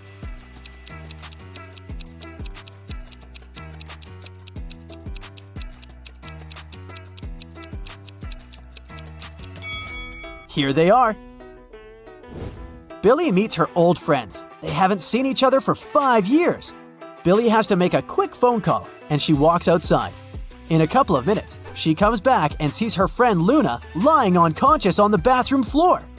There's a weird mark on her cheek. The waitress says that it looks like a vampire's bite. One of Billy's friends must have turned into a vampire. She decides to invite her friends for lunch to find out who exactly. Guys, let's have a picnic on the beach tomorrow and discuss who bit Luna. How can Billy identify the vampire?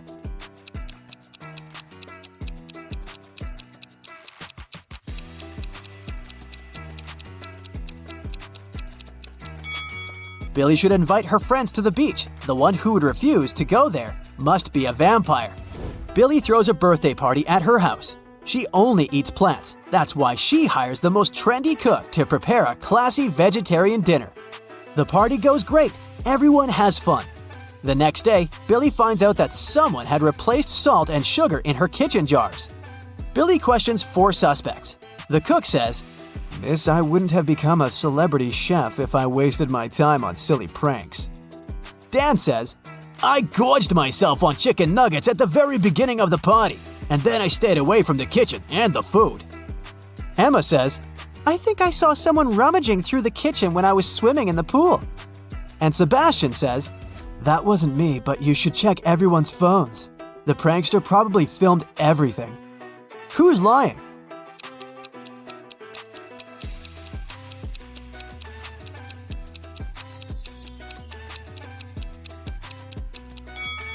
Dan, it was a veggie party. He couldn't have eaten the chicken nuggets. Billy wants to find her new business partners, so she's visiting a conference and meets 3 people. Each person offers Billy a collaboration. Megan says, "I developed my own fashion line and I've recently launched my first offline boutique. Would you like to be the face of my brand?" Jeanette says, "I run the largest marketing company in the country. If you sign an exclusive contract with me, I'll find the best deals for you." And Francois says, "Lady, you should sell beauty products under your own name. I can help you launch a business." Only one of these offers isn't fake. Can you guess which one?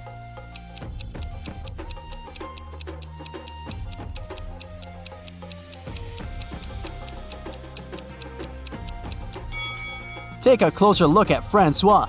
He has stolen someone else's badge, so he's an imposter. And Jeanette is wearing a waitress uniform under her fancy jacket. It's unlikely that she's a company owner, so Billy should trust Megan. The next week, Megan invites Billy to a photo shoot. Billy arrives at the studio, but the door is locked. She needs to enter a 5-number code. Her phone battery has discharged, and unfortunately, she doesn't remember the code by heart. Do you have any clue what it might be?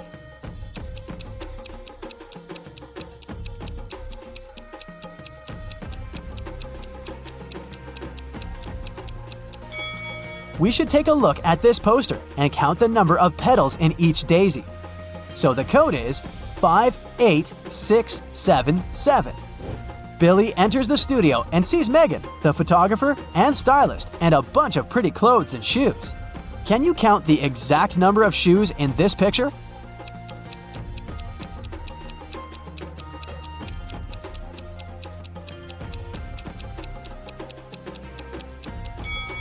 The correct answer is 13. 4 people are wearing 8 shoes, plus 5 more are scattered around the studio. The photo shoot is about to begin, but suddenly the lights turn off for 30 seconds. When the power is back again, Billy finds out that her smartwatch is missing. She questions 3 suspects.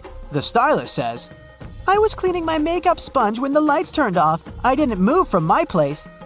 The photographer says, "I have my own smartwatch. Why would I need yours?" And Megan says, Come on, you're a famous influencer. Why would I ruin my own reputation? Who's lying?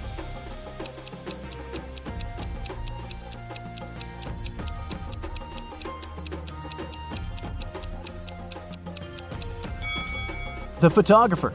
Billy's watch is wrapped around his camera lens. After work, Billy meets Sebastian in their favorite restaurant. They ask the waiter to take their picture. He takes 2. Can you spot 10 differences between them?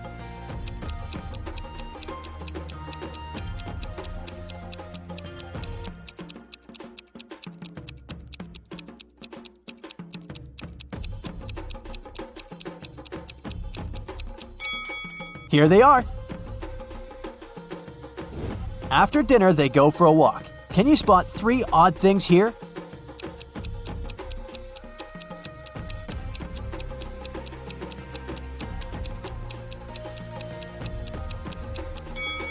Fish swim on the surface of this window. Also, this lady is wearing a snake instead of a scarf. And this taxi is driven by a raccoon. Hello there, Brightsiders. These riddles are going to be a bit different than usual. No witches, detectives, or whatever. Let's go! Take a look at this pic. On the left, you've got a set of words. They're not linked to each other in any way. On the right, you've got a set of weirdly shaped geometrical objects. Your task is to match each word to the corresponding objects.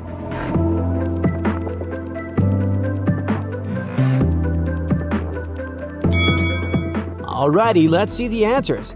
Voila! Let me break it down for you. It's necessary to look for external similarities between words and pictures. This is called word recognition. We recognize words as a whole, not by individual letters. Easier to spot spelling errors. That's why we can read abbreviations. We recognize familiar words even if letters are missing. Next one. You gotta use your math skills here. So, in front of you lies a whole treasure. 10 bags, each of which contains 1,000 coins. 9 sacks contain real gold coins, and 1 contains extremely fake ones. A real gold coin weighs 5 grams, while a fake one weighs 4 grams. How to determine in one weighing on the scales which of the bags contains fake coins? The scales are accurate, but there is only one approach to them.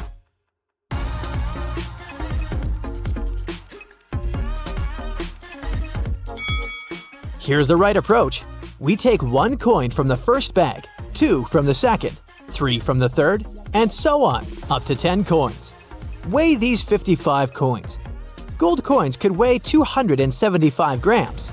If 1 gram is missing, then fake coins are in the first bag. If 2 grams are missing, then fake coins are in the second bag, and so on. It's curious that this task is easily scalable. The number of bags is not important. At least 3, at least 1,000, everything is solved by 1 weighing. This riddle got pretty viral on TikTok, but in case you missed it, you can try to solve it right now.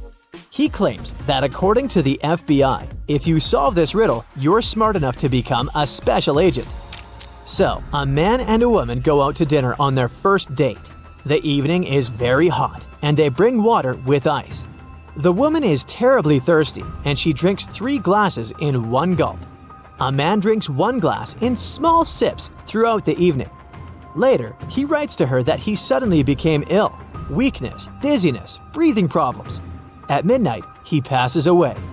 The police call the woman in for questioning and announce that there was poison in her glass and in the man's glass. It was poison, so why did the man get poisoned and the woman not?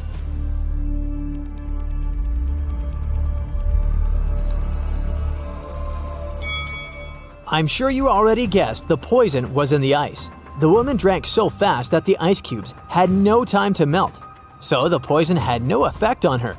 The man drank slowly and the ice melted, so he swallowed poisonous water. I guess pretty much any Brightsider can become a special agent. Now, look at this picture. Keep in mind that it's not that simple and only 1% of people can figure out what's wrong with this image.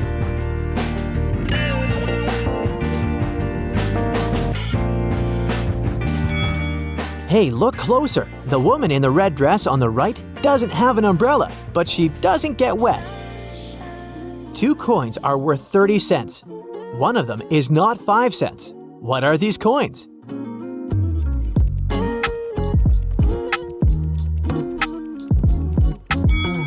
This one was easy, 25 cents and 5 cents.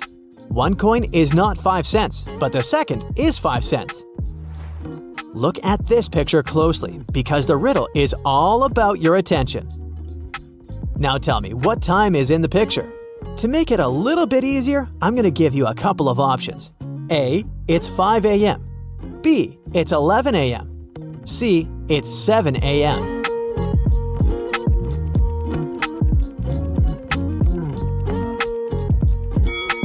Take a look at the long shadows and the snow lying on the cars and the burning lanterns. Well, I guess it's 7 o'clock in the morning in the picture. Look at the picture. Do you spot anything weird here?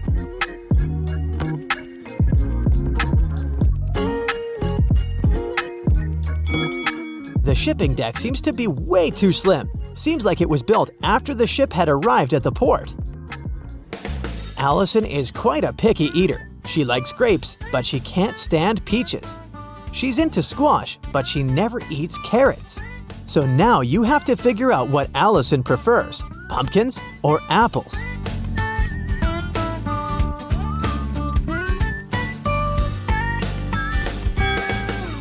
This girl may be finicky, but she does have some logic. She only eats things that grow on vines, so she's gonna prefer pumpkins over apples. There's a clerk at the butcher shop. He's 6 feet tall and he wears size 13 sneakers. What does he weigh?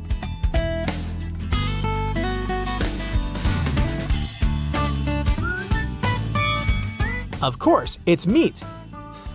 There's a word in the English language in which the first 2 letters signify a male, the first 3 letters signify a female, the first 4 letters signify a great man, and the whole word means a great woman. Can you guess this word?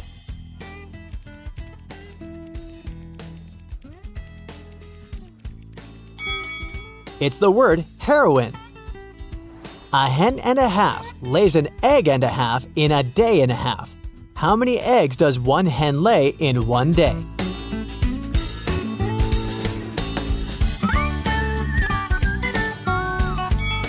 Yeah, it's pretty hard to think of a hen and a half. As for an egg and a half, I can only imagine it in a cooked form. 1.5 days is the easiest criterion here. So, with all the given information, it must be that one hen would lay 1 egg in the same time period. 1.5 days.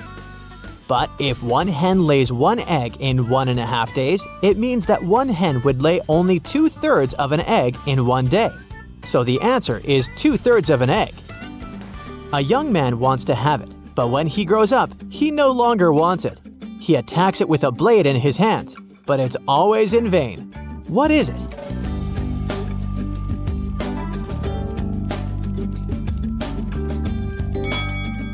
It's a beard. Hey, I've got a riddle rhyme for you.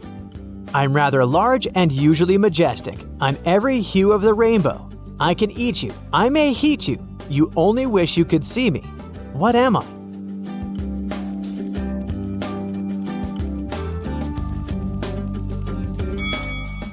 It's a dragon. The last, but not the least. Get ready. This one's gonna be pretty long. Carl's 2 grandmothers want to see him every weekend, but they live on the opposite sides of town. Not to offend any of the grannies, he tells them that every Sunday he'll head to the subway station nearest to his apartment at a random time of the day and will hop on the next train that arrives. If it happens to be the train traveling north, he'll visit his grandma Erica uptown. And if it happens to be the train traveling south, he'll visit his grandma Liz downtown. Both of his grandmothers are okay with this plan, since they both know the northbound and southbound trains run every 20 minutes. But after a few months of doing this, Grandma Liz complains that she sees him only 1 out of 5 Sundays. Carl claims he chooses a random time each day. How can this be? Keep in mind that the trains always arrive at their scheduled times.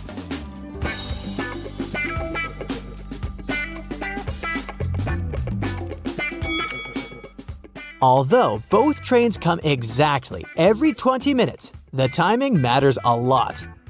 Let's imagine the northbound train comes on the hour, on the 20, and on the 40. So at 8, 8:20, 8:40, 9, etc. Now let's suppose the southbound train comes on the 4, 24, and 44. So 8:04, 8:24, 8:44, 9:04, etc. This means in any hour, there will be only 12 minutes in which the southbound train will be the next train to arrive. So, if Carl arrives between 8 and 8:04, between 8:20 and 8:24, or between 8:40 and 8:44, he'll get on the southbound train. Otherwise, he'll get on the northbound train. But as Carl always comes at a random time, and the southbound train supposedly arrives after the northbound trains, Carl gets to see his grandma Liz pretty rarely.